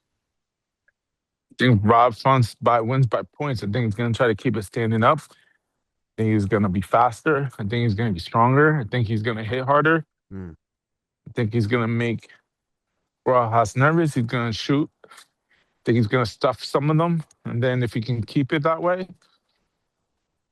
he should be fine. Means that it's a winnable fight. it If he is. just, It is. it's a winnable fight for both of them. Because it realistically, if really this fight is really being determined on Rob Font's ground defense. Mm. If he can stuff those takedowns, then Rob's winning. But if he can't, Rojas is just gonna fucking go in on that shit the Yeah, whole fucking fight. He's not gonna stand and bang with him. he's gonna play it safe. Yep, he's gonna play, and that's gonna hurt. That's why I don't think this will be his coming out party. You think Rob will ruin the party? I think Rojas will ruin his own party.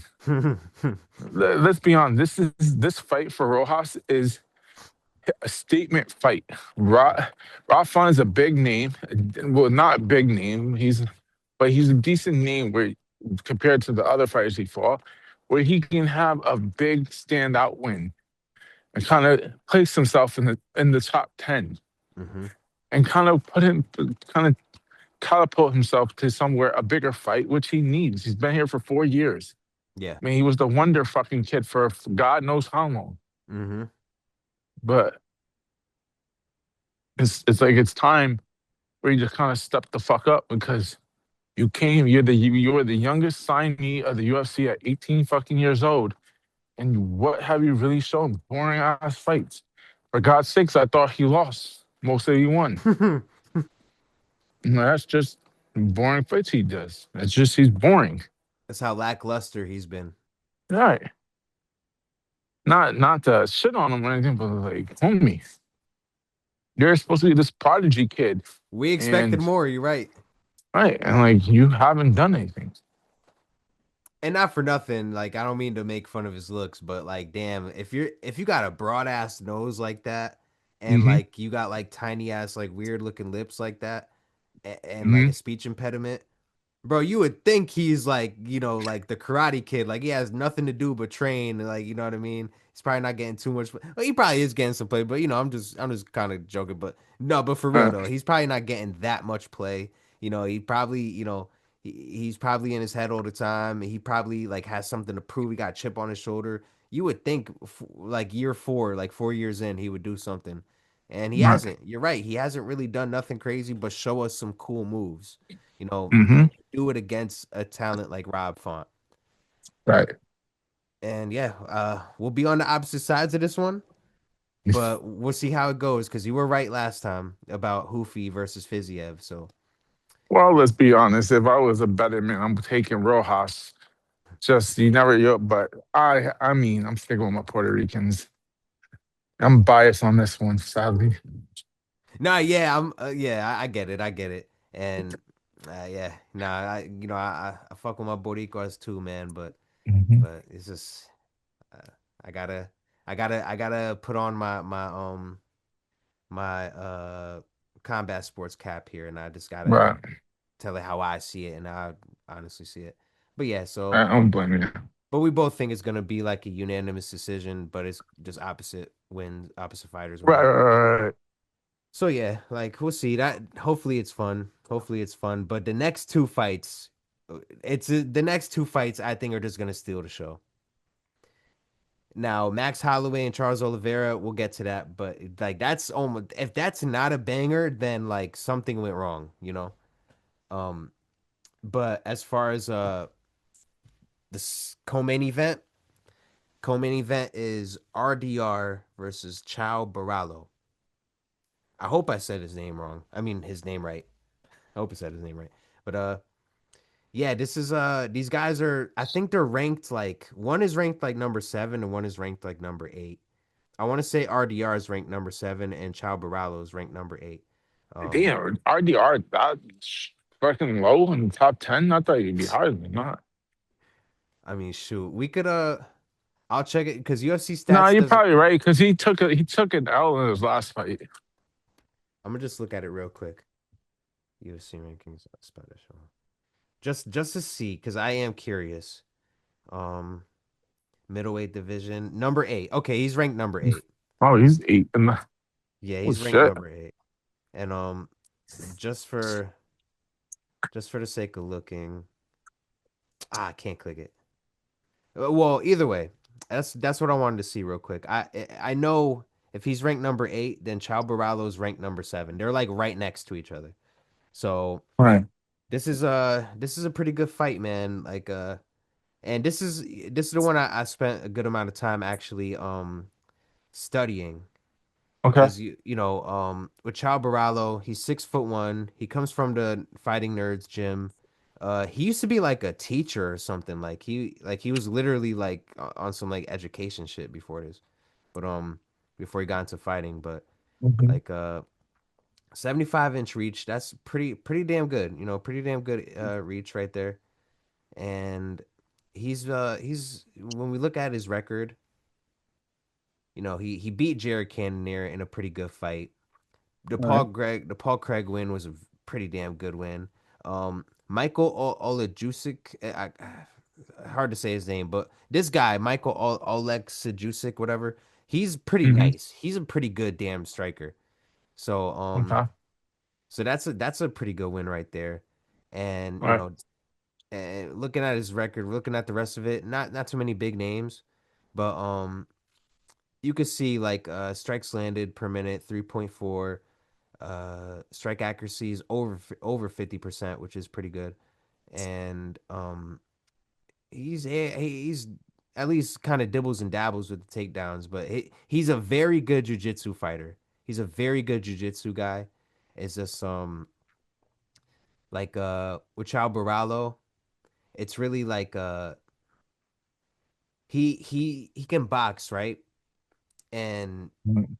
he's strong. You could tell he's fast and stuff, but he's very technical.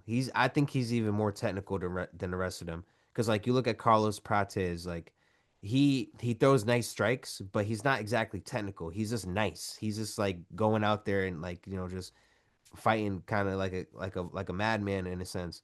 With spinning elbows and shit. Like but and you look at Mauricio Hoofy. Mauricio Hoofy kind of looks like this, kind of the same as Carlos Prates, but a little bit more disciplined. He looks a little bit more disciplined than Prates does.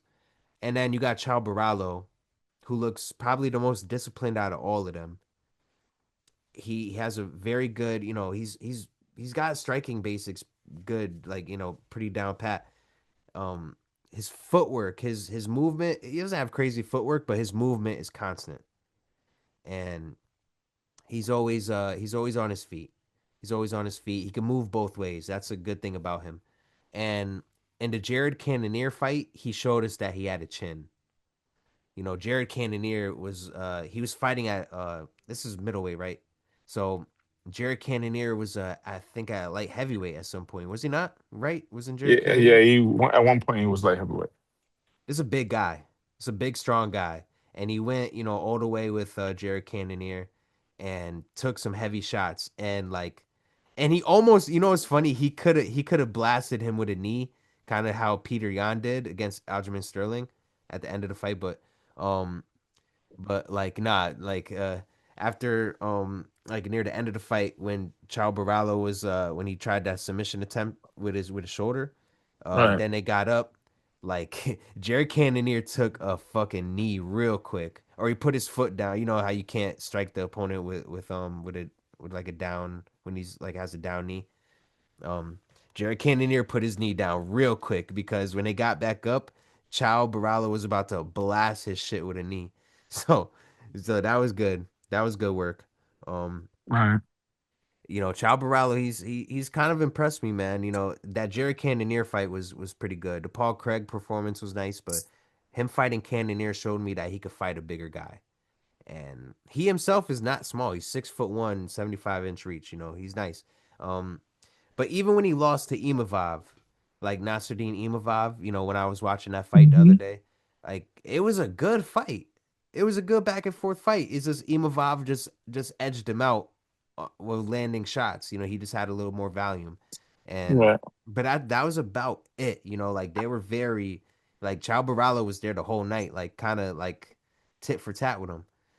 And Right. Imavov is one of the best in the rankings. So, Chao Barallo, he's right where he belongs. All that is to say he's right where he belongs. And, he could take a punch. That's one thing that I'm focusing in on here because we'll look at RDR. Where are we? Okay, Rainier de Ritter. He's much bigger than Chao Barallo at 6'4". So he's 3 inches taller, and he has about 3 inches. Yeah, 3 inches taller and 3 inches of reach advantage. So he's bigger and longer, pause, than Chao Barallo. And Reinier de Ritter, he's just a big motherfucker, yo. He's a big motherfucker, but he's talented. He's a pretty talented fighter himself. He's not the kind of striker that Chao Barallo is. Right. Technical, like, pick his shots and move, stick and move kind of guy. Renier de Ritter, he's the type of Right. guy, he's using his reach to get in, to like touch you. And then he's like sneakily like throwing in knees so that he could clinch you and then like, work his game and get you to the ground and basically like blanket wrestle you in a sense. Right. And one thing I about agree with that. yeah, yeah, he uses his size. Like you can I forgot who said it. I think Dominic Cruz said it. Like this guy really uses his size and his advantage in every way. As he should. And him fighting he came into the UFC 2024 beats Gerald Mircott. Good ass debut win, very good debut win, with a submission to arm triangle, very good Right. win. No, beats Kevin Holland. That's kind of beating Kevin Holland is kind of like the rite of passage if you want to get into like the top five. You got to beat Kevin Holland. So, yeah, choked him out round one. Bo Nickel, he fraud checked Bo Nickel. That's what he's most famous for is fraud checking Bo Nickel. And yeah, that was a nasty knee. Uh, and man, the fight with Robert Whitaker. The fight with Robert Whitaker is important, and we'll get back to it. But he got a split decision win against Robert Whitaker. But then, and that's all. So November 9th, 2024 to July 26th, 2025. 4 wins in less than a year. 4 wins in less than a year, and they're all very, very quality wins. So yeah, like he did a lot for 1 year. That's a lot. Did he win? Um, He didn't win his last fight, did he? he didn't win his last fight, which was in October 18th. So Damn it. so really he fought 4 times. No, he fought 5 times in a year. Right. And really that last loss was to Brendan Allen. And That's and such crazy. The wins he got, and then he loses to Brendan Allen. yeah, that's basically what's but that narrative really didn't start until the Brendan Allen loss cuz like to see a guy just like give up, like he literally gave up. He didn't come out of All his right. corner for the 5th round. And yeah, Brendan Allen was working him in the wrestling. That's all it was. Oh, that's right. That's all it That's was. right. It Now wasn't I ground remember. pounds. Yeah, Brendan Allen was landing some ground pounds, but that's really all it was just him wrestling. And RDR got tired because he's a big motherfucker trying to wrestle. So yeah, RDR man, he uses his size a lot, but one thing I noticed, and mind you, he's decently well rounded. He knows what he's doing as far as the jujitsu game. Like as you saw, he got submission wins, but he's a very, very good fighter. Very good fighter. Can't take that from him. But when I match him up with Chao Borralho, it's like I see Chao Borralho's footwork. I see how he moves in the ring, in the octagon, and he could go both ways. He could, but he's southpaw, so he mostly like moves to like what is southpaws to like to the right. But he can move both ways. That's important. Um, and he has the gas tank. He has the chin. And his jujitsu prowess is like you could tell Borralho's jujitsu prowess is just nasty. Like the way he just immediately pinned that shoulder onto Jared Cannonier's neck, like that was nasty. That was like a quick move. That's like you could tell he's been doing it for a while. I say his jujitsu's better. I say his movement's better. I wouldn't say he's much better of a striker, but he's more technical, where he'll be able to like land points and get out the way. And RDR is gonna come straight at him. RDR is gonna come straight at him, and if Borralho could just be on his back foot for a little while and on his back pedal, I think he can. We can start seeing RDR get a little more tired, and it's gonna be a better version of RDR, one that's been able to chill since. Oh damn! I just spit and shit. The hell. RDR, he's been chilling since October, and now it's March. He's had a good like 4 or 5 months to recover. You know, get back to in shape and relax. So we're gonna see a better RDR, but I don't think it's gonna matter.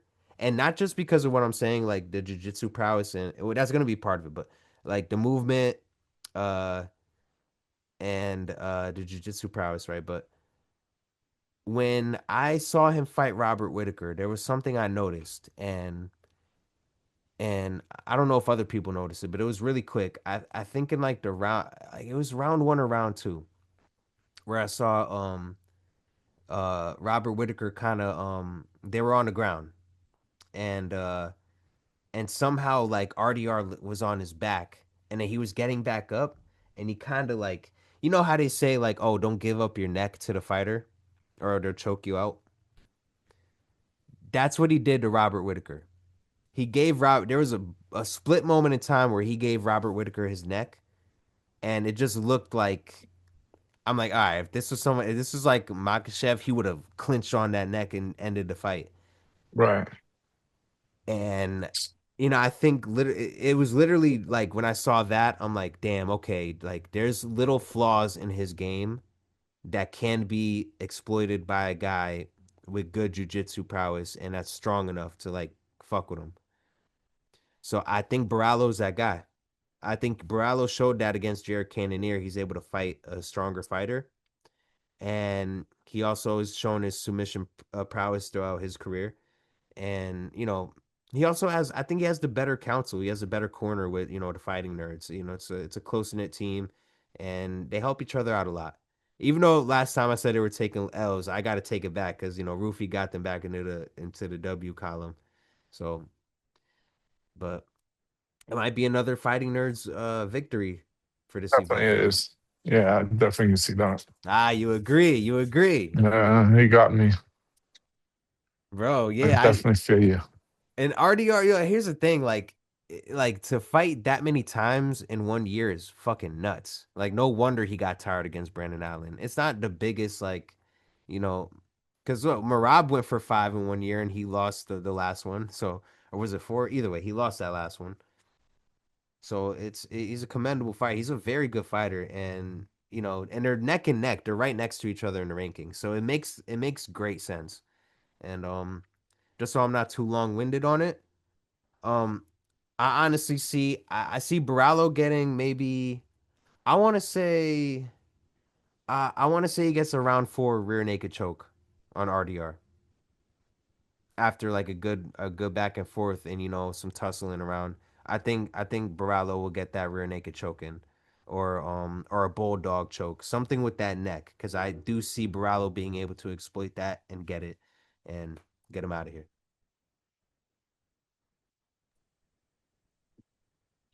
How do you think it ends? Sorry, what was that? Say that again. No, I was basically saying round 4 rear naked choke win for Chao Borralho. I see him finding a way to exploit that Damn, movement you for RDR. see. Oh, is it round four? It's a 5 round fight. It's a 5 round fight. Get the fuck out of here. Yeah, yeah. I don't know. Oh, I mean, I'm very positive it is, and I'm saying like I don't know why it's a 5 round fight, but I believe it is a 5 round fight. Um, That's so stupid for that motherfucker to get RDR 5 round fight when he couldn't fucking last a 3 round fight. right. Um, then you said not. I don't think. Oh, that's a good question though, because I can feel like RDR is gonna take the L, but I think RDR will take the win if he can not if he can last all 5 rounds. You know what I mean? Yeah, yeah, I, yeah. I think he's got to. I think for him, he can't. At minimum, he needs to go all 5 rounds.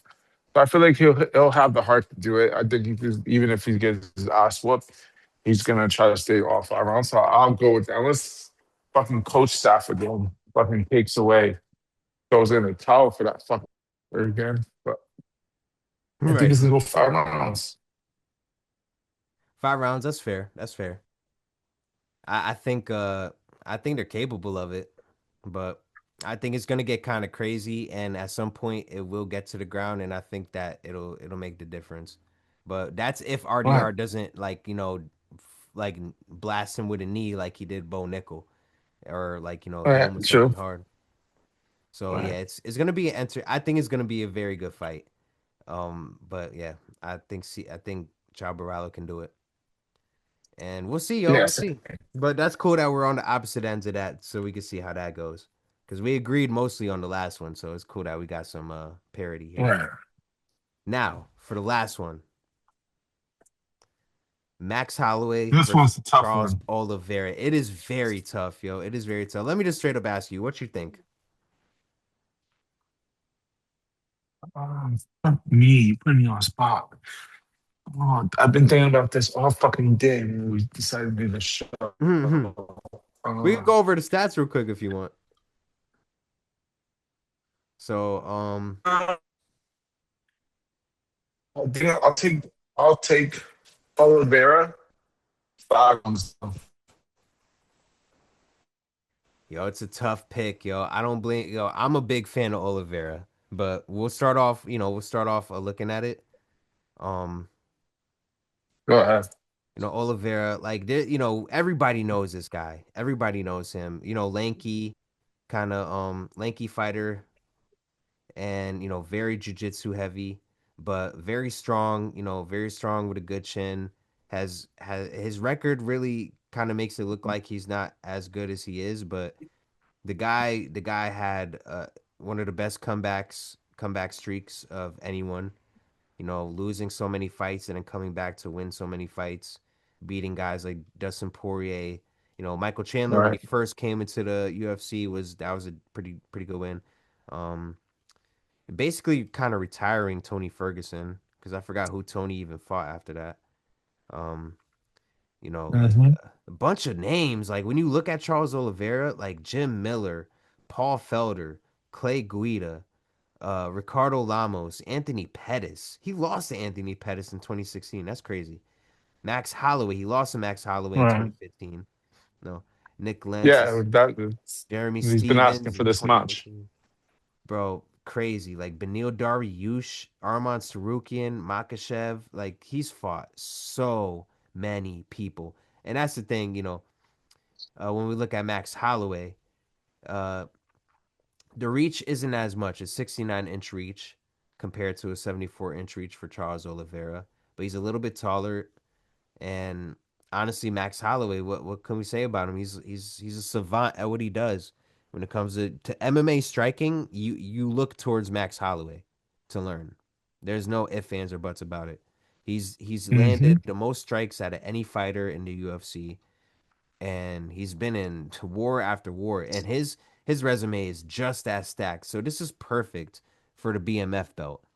A guy that's also fought Dustin Poirier and recently won against him, and then beat Justin Gaethje. Hmm. They both have that in common. They both beat Dustin Poirier and Justin Gaethje. They both finished Right. Justin Gaethje, which is funny. Uh, Max Holloway, Arnold Allen. Arnold Allen, that's my guy. But that was a good fight. But yeah, Max Holloway beat him. That just shows the levels right there. Lost to Volk, a tough loss to Volk, but um, it is what it is. Yeah, right. Oh, he fought Volk a few times, right? Yeah, he fought him like three times, yeah, and lost all three times. That's nuts. But that's Max Holloway, though. Calvin Qatar, Yair Rodriguez wins over both of those guys, and those are two very good strikers in itself. So yeah, Frankie Edgar lost to Poirier the first two times. Brian Ortega, Jose Aldo twice, Ricardo Lamos, like we said, Charles Oliveira before, Cub Swanson, Andre File, Conor McGregor.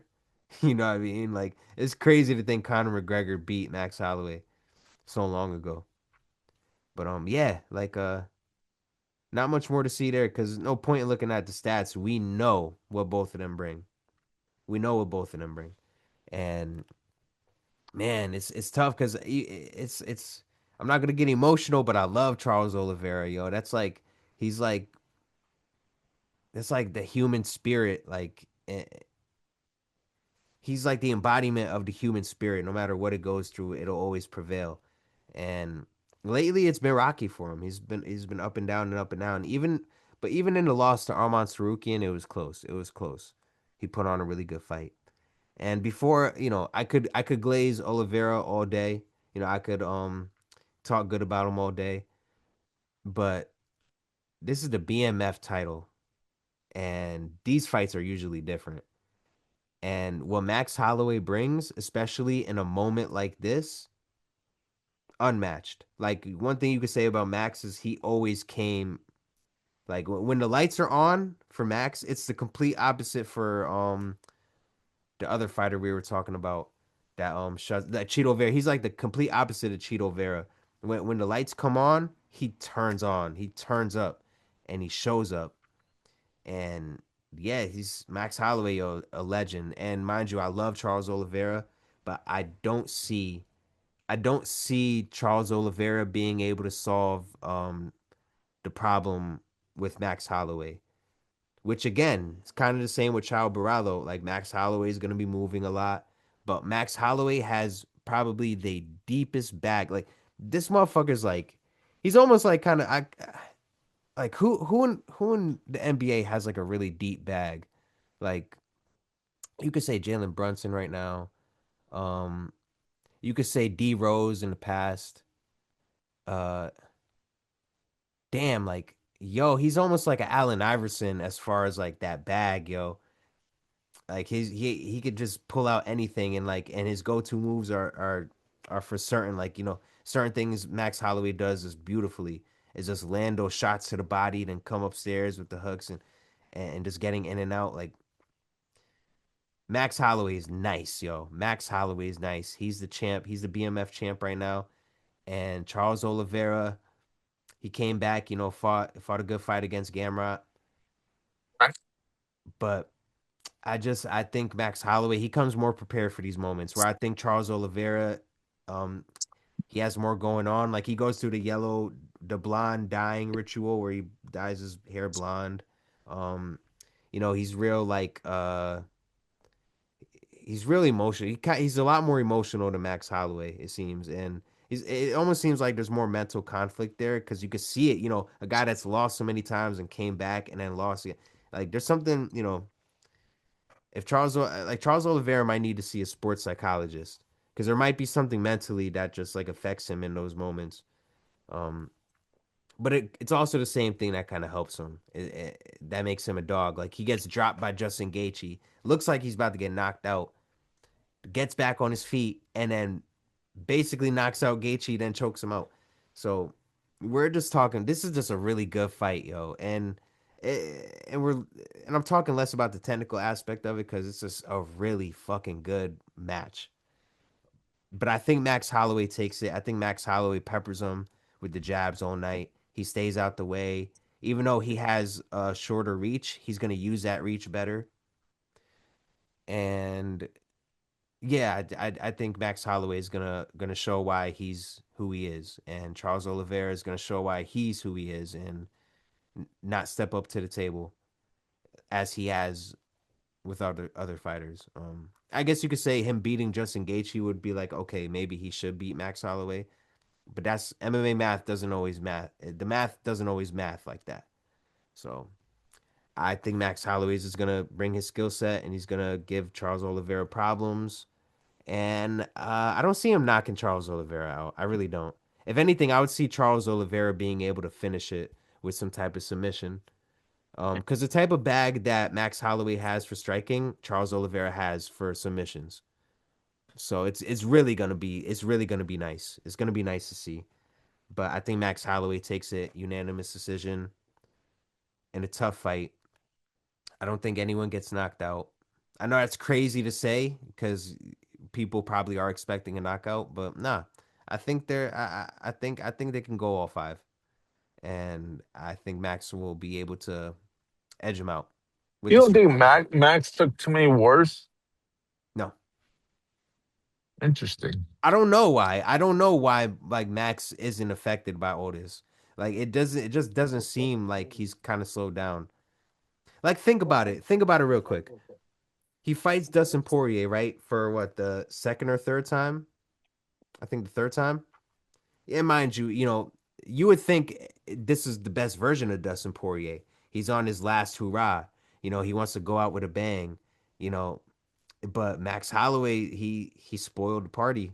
He spoiled Dustin Poirier's retirement. That shit was so crazy. But he's a guy. He lost to Poirier a bunch of times before, and then all those years later, gets it back on a very good version on a Dustin that hasn't like slowed down or really. By the time Dustin retired, he was still good. It wasn't like he was damaged goods. He just wanted to end. He wanted to stop fighting. So yeah, I see Max Holloway like I don't know why, but he's just the guy could take all the wars he's been through, but I don't think it's gonna affect him in this fight. I think he's gonna be the same Max Holloway we've always seen, and I think it'll be enough. Right. I can see your point. I can see that. I know I'm a little bit long winded with this stuff, but I Nah, I you're really good. do like Charles Oliveira, And I'm really interested in this fight, like deeply, very deeply. I see that. Bro, I don't want to see Charles. I'm just being clear. I don't want to see Charles Oliveira lose. If Charles O'Reilly loses, you think he retires? Wow, that's a good question. I can Because see it's Max retiring if he loses. Then he lost his last fight. I think he loses again. He's done. There's only so much wars he can have. yeah, well, no, yeah, either one could retire. I would see Oliveira being more likely to retire after though, just because Oliveira he became champ. You know he had one of the best comeback streaks ever. Right. When he lost to Makhachev, he didn't really take damage. He did like a stupid mistake, and Makhachev like flipped him over and then just choked him out. It was a stupid mistake, but he's done so much. It's not like he's damaged goods, but like even beating Gamrot on like a short note, like not short notice, but like a quick turnaround. Right. Like what else could Charles Oliveira do besides win the belt again? And is he gonna win the belt? You know, like I don't know. I don't know. He's not beating Taporia. There's no fucking way. Not after that. Like not after what we saw. I. But yeah, no, I see Charles Oliveira retiring before Max. To answer your question. Sorry. All right. I can see that. Okay. Yo, but like the BMF belt, I would say if Charles wins that BMF belt, it's crazy because I feel like Holloway's gonna win, but I'm so interested in what's gonna happen with Charles Oliveira. Like if he wins that belt, maybe that what does that do? Does that put him in contention for the actual belt? He just got No. flattened by Topuria. Like, what do you do here? No. I'm more a Max Holloway. Max Holloway wins. I can see Max Holloway versus Conor McGregor on an International Fight Week Yo, you make some good at yo. You're a good for the fight BMF title. fight maker. Conor has one more fight. He's on his final fight. Max Holloway always wanted to fight Conor. Payday for both of them. Get that rematch. Yep, I can totally see that. And then it's a perfect fight for Conor in a sense. Conor don't have to worry about being taken down to the ground. They're gonna stand up for this one. Oh yeah, they're definitely gonna be standing up for that one. So That's gonna be I fun. mean, I definitely can see that. I mean, Conor. I think that's why they haven't announced anything for Conor. Conor says, I think that Conor is gonna get Max. That's a good one, yo. That's a good one. That's great matchmaking right there because it's interesting because Connor if he beats a guy, because Connor, like, people kind of look at him as like an asshole and like, a waste of talent at this point. Whereas Max Holloway, it's like almost every UFC fan likes Max Holloway. I can't think of someone that doesn't, and I can't even think of a type of person that wouldn't. But if he beats a Max Holloway, someone that we have a lot of respect for, then McGregor is who we always thought he was. And yeah, that's a good storyline there. They fought before, you know. Right? Yeah, that's a good match right there. That's great actually. But Yeah, I definitely see that happening. yeah, as far as this fight, you think Charles got it? I'm going with Charles just because fucking I just think Max too many wars. He's done too much and he lost his last fight. And I just think he doesn't have it what he used to be. When you just don't I just don't think I think Oliveira, as much as you talk shit that he's gonna bang with him, I think he's gonna try to bring him down. Hmm. I think that I mean he's gonna have to Max Holloway in the back of his mind is always going to have to wonder if he's going to try to bring him down while he's just trying to stand up. And once he starts touching Oliveira, then, Oliveira's going to just come in there and try to get him, clinch him, fucking bring him down, try to submit him. Yeah. And normally I think I would agree with you, but I think it being a BMF title, I think there's going to be a little bit more ego involved, and I think, No, Charles I Oliveira. don't. I don't think Charlie Oliveira think gives a shit about that. To be real honest with you, Well, that's fair. Yeah. you don't think of BMF bad motherfucker Charles Oliveira. Like you don't think of him as a stand-up fucking guy. But he's not a BMF. Nah, I mean he's not. Hell no, he's not. Nah, yo, you ain't seen no you haven't seen his Where high. how many stand-up fucking knockouts he got? He's a submission artist. Bro, you know how many dudes he choked out and then did the Yeah, that's my point. Choked and out. then I'm ran talking about around the knockout. octagon after? Bro, he's got some nice highlight reels though, and he has a I'm good not saying celly. I'm not saying he doesn't, but I'm saying when you think of BMF, you think of knockout artists. That's what you're thinking. Yeah, you're thinking of hands. You're I thinking of mean, think striking. of that. So how it all started. BMF. You had fucking Mazadov, fucking with his little fucking knee. You had Nick Diaz with fucking boxing. I Yeah. mean, it started with that, and it always continued. That's why Gaethje was always, Holloway was always in them shits. Fucking Dustin was always in those shits because they would want to fight and bang. I don't. When you think of banging, you don't think of fucking Charles at all. Yeah, Like you think of him getting I'm dropped. thinking clinching. Yeah, I Easy. did. I think of him getting dropped. Or I think him getting clinches, or I thinking he's gonna go for submission.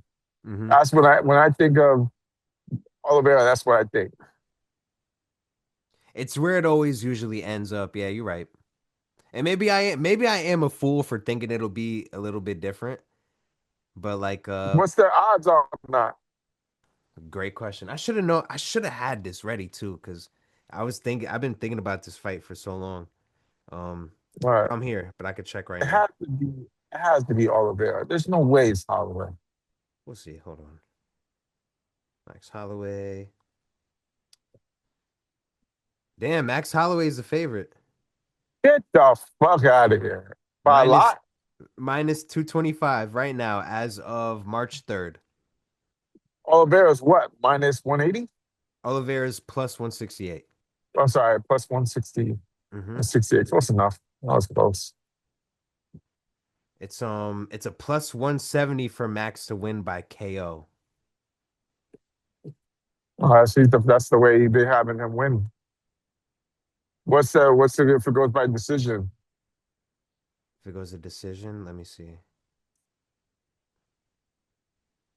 By decision, hold on. Max Holloway to win by decision is plus 230. Oh, so they're definitely saying he's not gonna mount. Yeah, yeah. I could see it, bro. I could see it. Damn, I took two dogs in this card. You did, yo, you did. Charles Oliveira, who was the other one? So Um,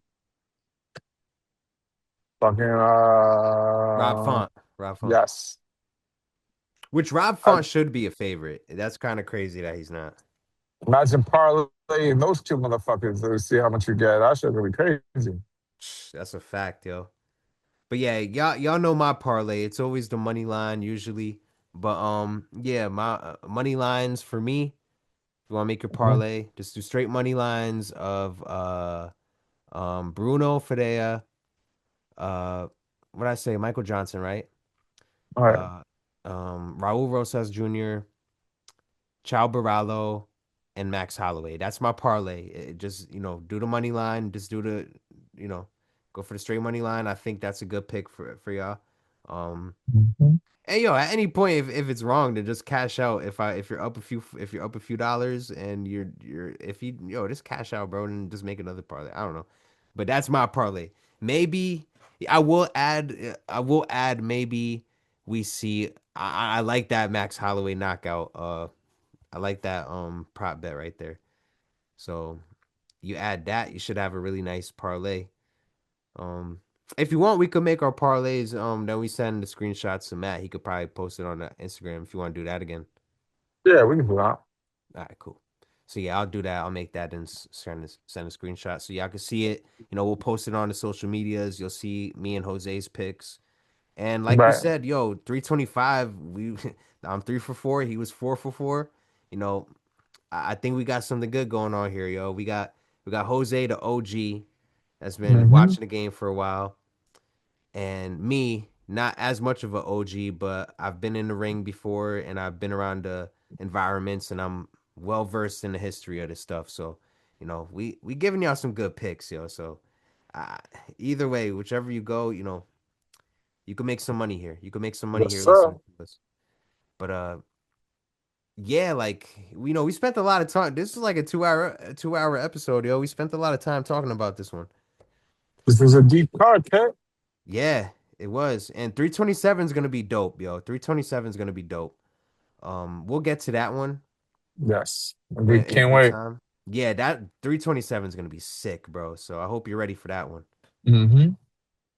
But yeah, yo, we've been chopping it up for a little while, so I don't mind, ending it here. We got my That's fine by picks. me.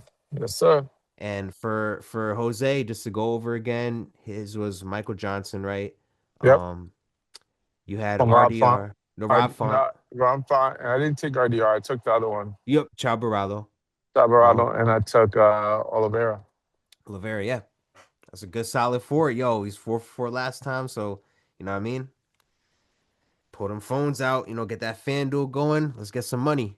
And Yep. let's just enjoy the fights, I guess. Uh anything else you want to say, bro?